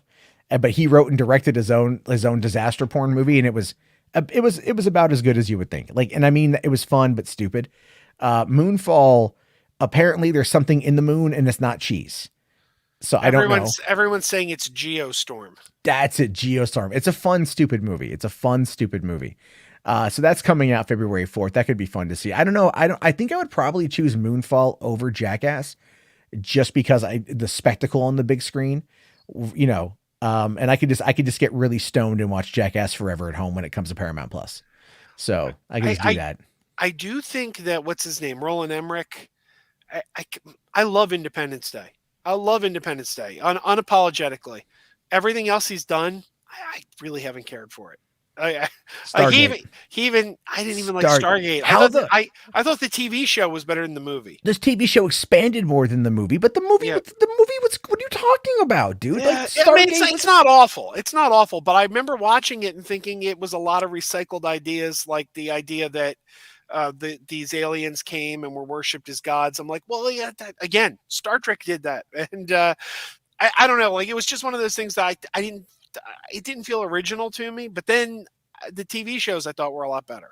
Well, yeah, I got 3 words for you on that one. Richard Dean Anderson. Yep. There you go. Like that's the key. You know, I do love Kurt Russell though. So yeah, and James Spader was good in that one too. I enjoyed. I always thought it was weird. I think French Stewart was in the original Stargate movie too, because he went on from that to go do Third Rock from the Sun and just kind of play that weird, quirky character that I think destroyed his entire career. You know, it's one of those roles where you play it so well that's pretty much all anyone can see you as. So you end up not really getting a lot of roles out there. No, but I like 2012. I like the Day After Tomorrow. I liked Independence Day. I liked Independence Day Resurgence because it was stupid and it was fun. I have a lot of problems with Independence Day Resurgence. For one thing, we all know Jeff Goldblum and Judd Hirsch had tremendous chemistry in the first one. Yes. So you separate those characters and don't have them get together until like the last 15 minutes of the movie. Well, because they were planning on doing a sequel. They're planning on doing Independence Day 3. They had plotted out. And I still want to see that because we're never going to see it.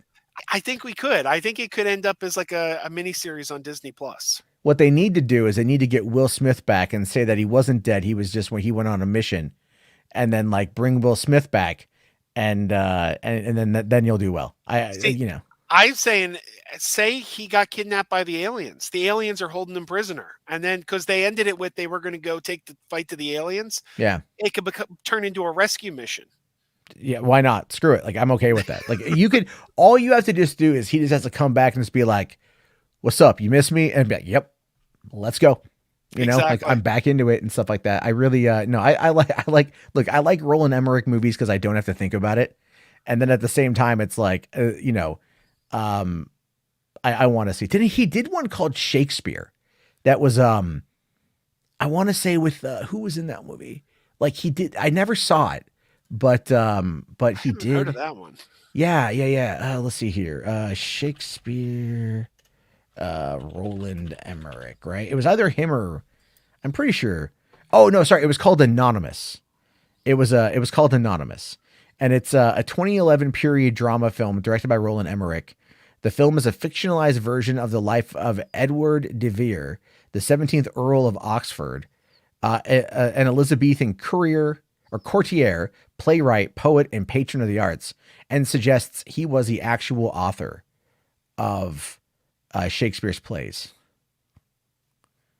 That's an actual movie. I've never heard of that one.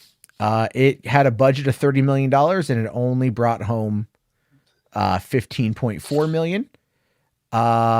It stars Rhys Ifans, Vanessa Redgrave, David Thewlis, and Jolie Richardson. So yeah, yeah. I don't know. Critical. I think the critical. Um, there was a controversy. Yeah, I got to watch this movie. Because like it looks stupid. I remember. Well, I remember seeing like I was living in LA at the time, and I remember seeing a trailer for it. And like, what the hell is this movie? You know, and this is like, who was William Shakespeare? And I'm like, he wrote a lot of plays. Do you need to know anything more than that? Well, it's been rumored that he was more than one person. Because there's been those rumors too that it was kind of like a pen name. It was a moniker that was shared by a group of playwrights. You know, I'll tell you this. Here's a story for you. Here's a movie idea for you. What you've got is it's Shakespeare, right? But it's Shakespeare parentheses S and parentheses, right? Shakespeare's. And here's the story. In like, is it Elizabethan, right? Era, England, whatever. Whenever he's active, it's done by a group of a consortium of writers, but they all enter into a tontine, and the last one who lives gets to claim the rights to it and the treasure. What's the treasure? All the money that comes to selling the rights and the bragging, everything else, right? So then one Shakespeare starts plotting the death of other Shakespeares, and then it's the last Shakespeare standing. I'd watch that. Yes, right. For one, we don't discuss a tontine near enough as we need to. Because tontines are, for one, illegal, and two, they're badass. Right? I mean, you enter into a pact that's like the last person alive gets the treasure. Well, clearly someone's going to try killing you all. You know, Hans here says, I already like it. Music Man here says, I love it. I should really write some of these terrible movie pitches that I have here on the show. By the way, I just came up with that idea literally on the fly. So, but it'd be kind of fun to watch, kind of stupid. My friend and I came up with an idea for a movie years ago that was going to be, there's an annual pimp convention in Las Vegas. Yeah. It was Die Hard at the pimp convention. And the idea was that the religious right decides to bomb the pimp convention, and an old retired pimp named Mr. Pajamas has to stop it. We wanted to call it Pimp Kaboom. Oh my God. You know what? Fund it. I'm okay with that. Yeah, man. Like I entered a contest a long time ago. It was like a Steven Seagal, like short film appreciation contest. And it was like, do your best, like Spielberg thing. And I decided to make fun of it because I didn't have any money or any resources. So I decided to act like we're remaking, like this is a deleted scene from a Seagal movie. And it was called Solarized. And it was like, I said, back in the day, like everyone wanted to copy Die Hard, Under Siege, Die Hard in a submarine, on a battleship, Die Hard or Under Siege 2, Die Hard on a train. Here's Solarized. It's Die Hard in an office building. And it's I did stick figures. We animated it a little bit, like just using in NLE effect. It was so bad. It was shot at green screen, and like I'm out there just like, trying to pimp it as this like behind the scenes featurette thing. I just really wanted to try to win whatever it was they were giving away at the time. I forget what it was. It was on Ain't It Cool News before that site went to crap. I still think somebody should buy that site and revive it, because I follow Harry. Harry Knowles follows me. I talk to him occasionally. So, Hans here, you want to see that? Or I'll tell you what. We'll show that one real quick. It's only like 2 minutes long. It's on my other YouTube channel, my old YouTube channel, my very, very, very old channel. And okay. Where is it at? I got to find it here. Oh, there we go. All right. This thing is so bad. Oh, you guys, the things I do for you guys. And feel free to call in to the voicemail while we're doing this too. So you guys can get a kick out of it. So, all right. To answer Eric Z, he's asking, is that an arcade one-up Mortal Kombat? That's the Legacy machine. It's got the 12 Midway games on it. Oh, nice, man. I miss Midway. Wish they'd come back. Wish they would find a way to make it work. You know. Okay, so this is Solarize, a Steven Seagal tribute video. This is me from 2008. So a long 14 years ago. All right, everyone, we're going to take 10, doing an interview, so shut up. All right. Hi, how's it going? My name's Chuck Wilbury. I'm here today to tell you about my new action movie, Solarize. It's a new Steven Seagal flick coming out next summer, and I want to tell you guys all about it. What we got right now is we got a special sneak peek at the final action sequence, and you guys are going to go crazy over it, I swear to God. This whole thing came to be because my father loved Seagal back in the day, loved Under Siege because it was Die Hard in a battleship, and then he loved Under Siege too because it was Die Hard in a train. And he came up with this idea. It's Die Hard in an office building. It's perfect, it's brilliant. So we got Seagal on board, we got it ready to go, and what I'm going to show you guys is just this last little sequence here. It starts off with an establishing shot of this building. John and Zeus' solar company, right? And you go to the building, you have a group of guys, and they're interrogating, trying to get information out of this good guy. And the door opens up, and it's Seagal. And he's like, give me my friend back. And they're like, fuck you. And he goes and he freaking shoots one of them. Guy takes a bullet right in the head. All of a sudden, bam! Guy drops the gun goes off. Shoots the other guy. And that guy falls, and I got 2 dead. Just Seagal and the bad guy. Bad guy's not done yet. He just goes, ninjas! And like 5 ninjas break through the double reinforced plate glass window behind him and land. And they're all, well, Seagal doesn't fuck around. He takes his pistol, throws it at one of them, hits the guy right in the head. He goes falling down. That guy's sword flies up. He goes, right into the guy's head, cutting him right in 2. Then he goes, cuts off another guy's head. Now it's just him and 2 more ninjas. That's all he's gonna do. He goes, sword fights one of them, pales him with it. Now he's just swordless, taking on one last ninja. He goes right into his Aikido moves. Now he fucking knows his Aikido. So snaps his neck right. So that's as much of this movie as I can show you guys right now. But I got this awesome surprise. You guys are gonna freak out. You guys are gonna flip out if you love the environment. Believe me, end of the movie, we got Seagal alongside of Al, Nobel Peace Prize and soon to be motherfucking Oscar winning Gore, giving a speech, harmonious. It's amazing, you're gonna love it. Look for the movie July 4th, 2010. I'm Chuck Wilbury. Hey, you what? What? What are you doing? Get off my set. You're Go. Chuck? Charlie? What are you doing here? You go away now. What are you doing here? You don't even work here anymore. Get out of here. Go. You're ruining my movie. What movie? You're You don't ruining my work movie. here. Solarized. $180 million budget. Go. You don't even have a... I'm calling the You cops. have $10. I will call the freak cops. I'll call the cops. You call the cops. I'm calling the You cops call now. all the right. I got some call. You will fuck your shit up. Freezer, man. Bitch. I'd watch that. Yeah, I didn't win the contest, by the way. But I think that's kind of apparent at this point. Yeah, that was definitely something that happened a long time ago. I forget what we were doing, another show at the time, a web series I had come up with called Who'd Win in a Fight, and we had just recorded I think like 5 episodes of that, and again that was like really lame because it was just like who'd win in a fight. Like I think it was like Vader or like Picard or something. I don't know. It's something stupid, and we like try to argue the merits of it, but we just did it very poorly because like none of us researched the characters at all. So it was just kind of a random, it was like the kind of thing you would sit there and ask your buddies, like who's high, and everything else. So yeah, that happened. And then we ended up just kind of shooting that real quick and putting that together. And, that's been out there for quite some time. I see some people out there like Hans likes it. Hans liked it so much he became a member.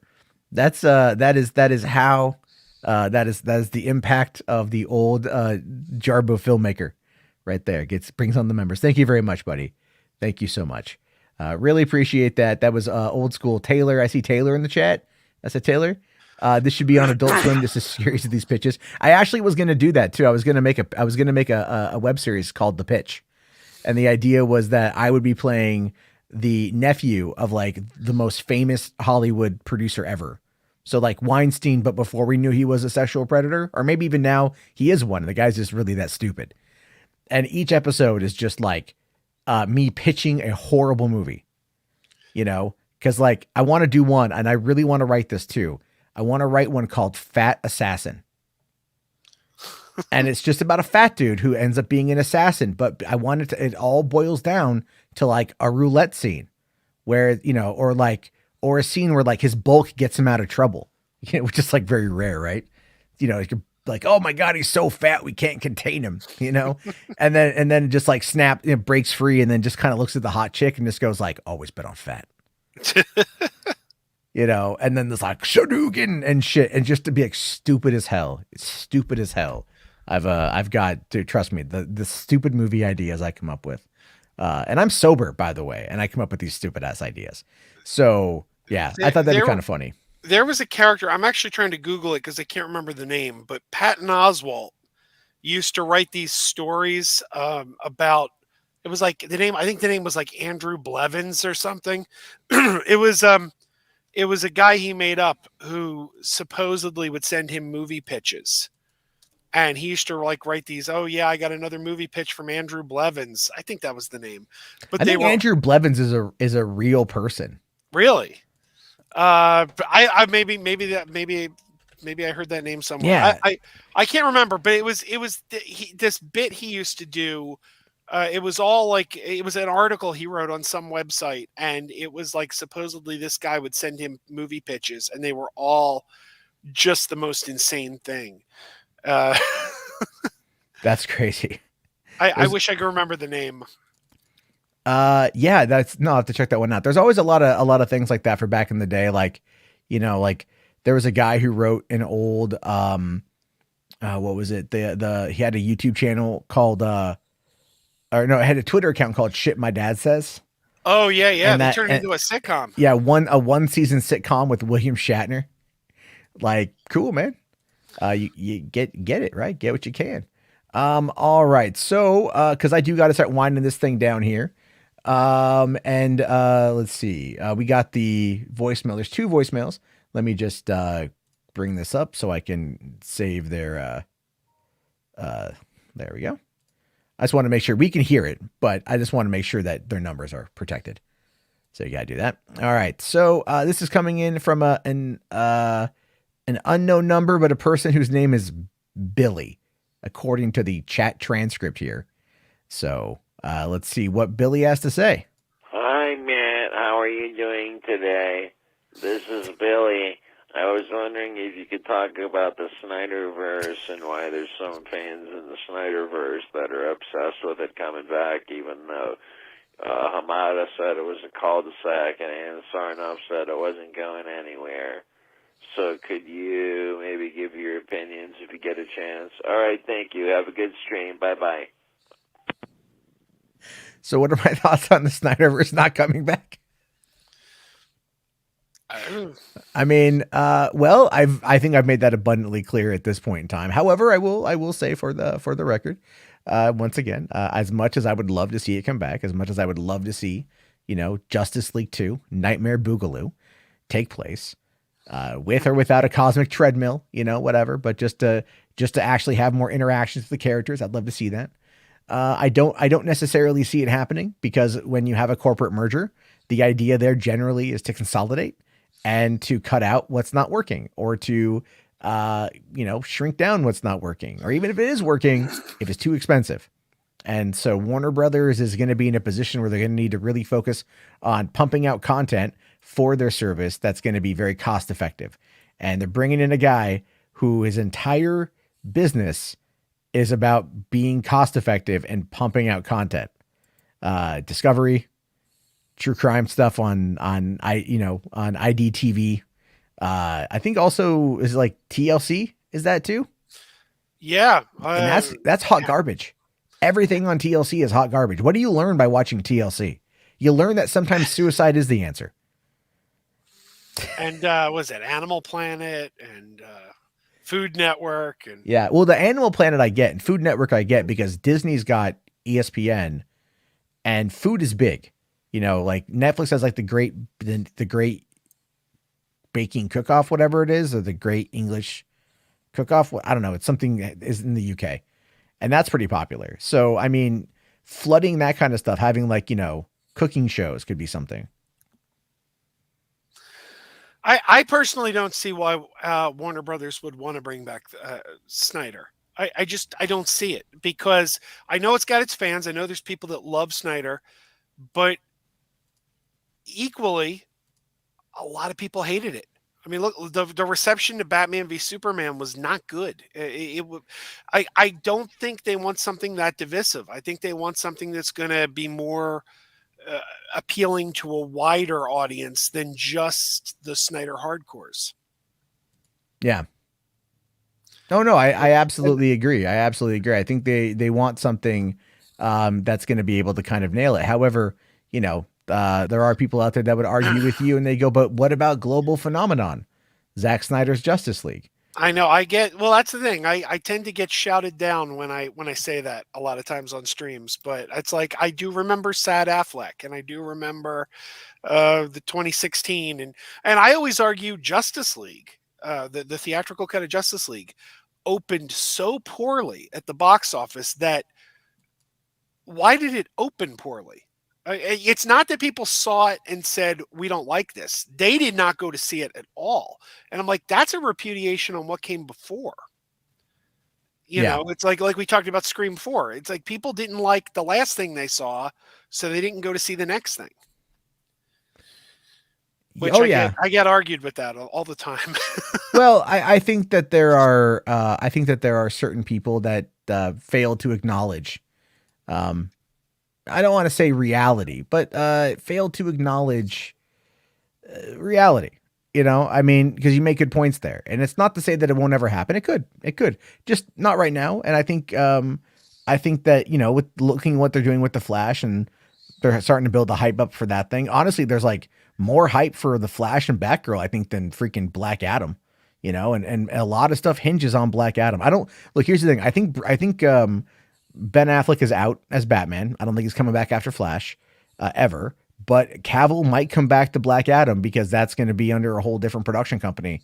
And again, Danny Garcia, as I pointed out, was the executive producer on Shazam and Black Adam. And she also is Henry Cavill's agent. So if she was an executive producer and her production company, Seven Buck Productions, was overseeing Shazam and they still couldn't negotiate with Warner Brothers to get a cameo from Henry Cavill in there, that is something that is very wrong with your representation. And that's a huge, huge, huge issue.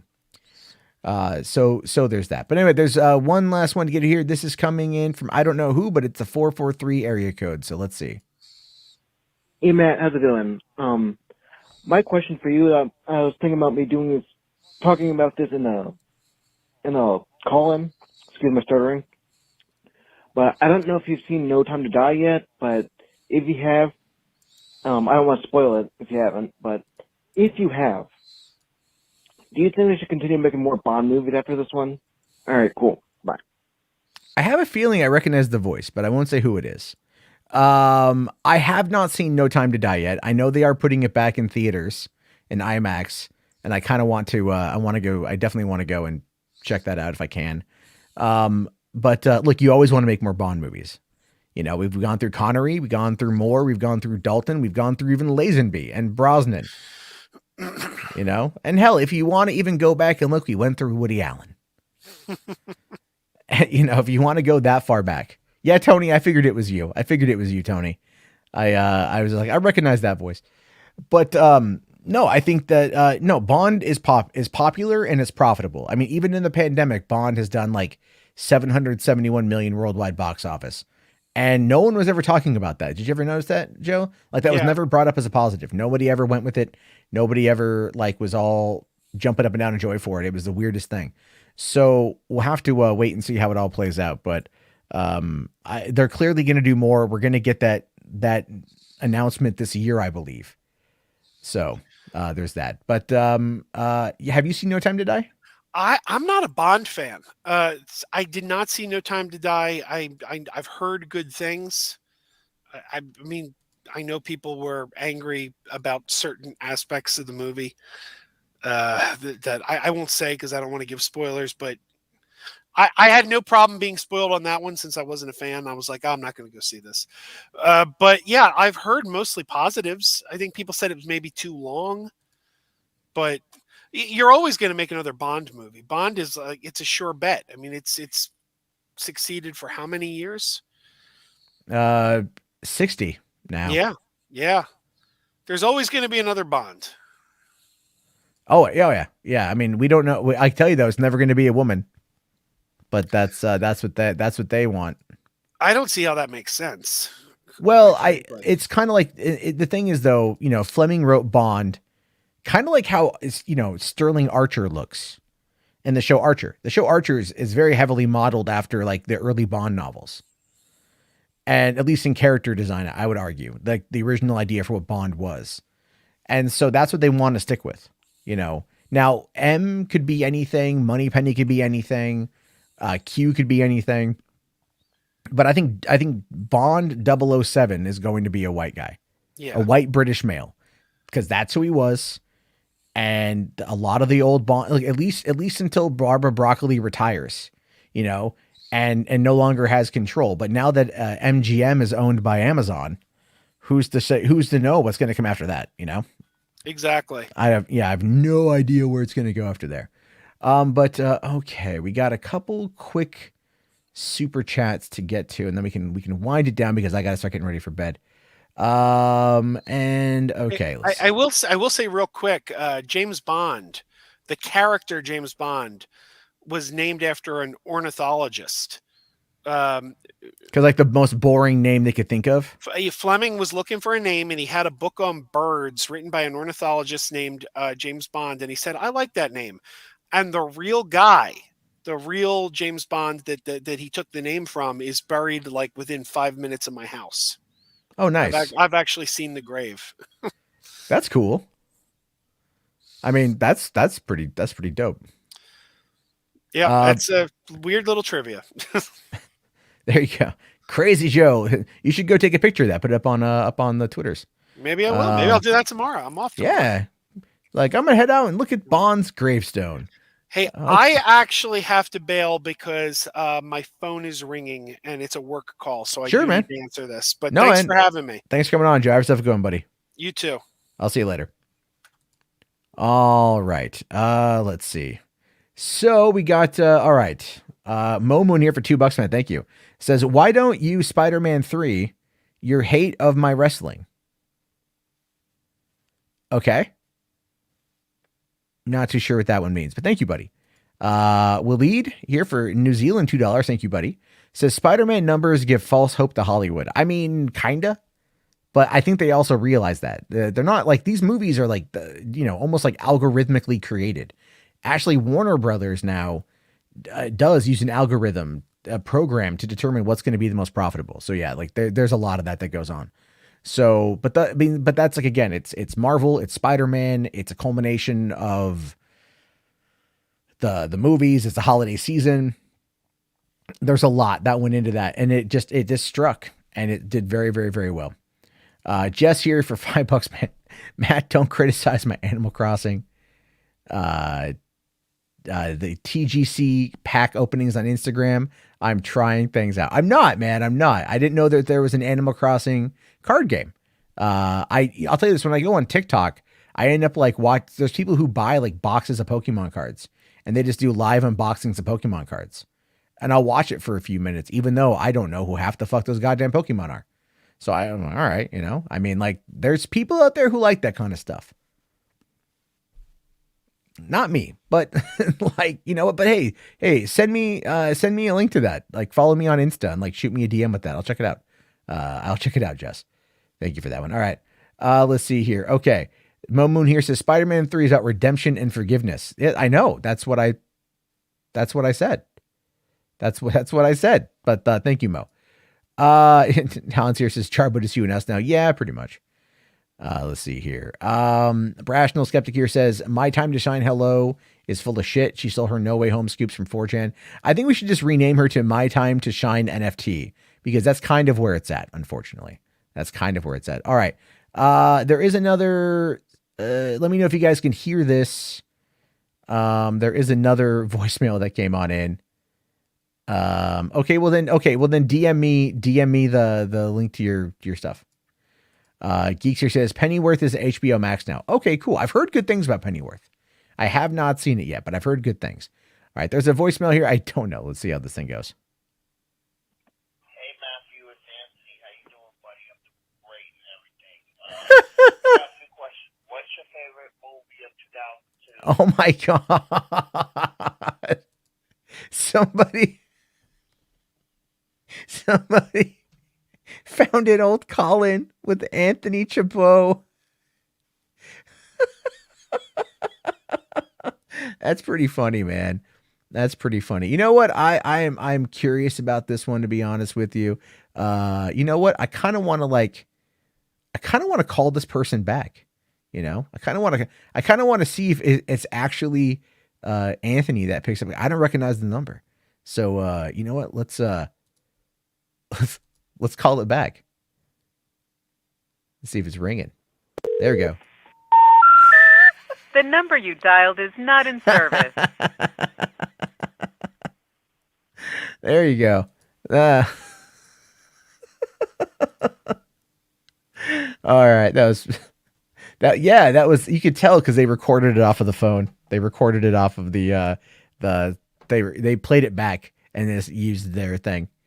That wasn't a new one. No. Anthony Chabot has gone nuts though, man. Like he has posted, he's like, I get DMs from people who follow him and they send me things he says about me. And it's just insane, right? It's just insane.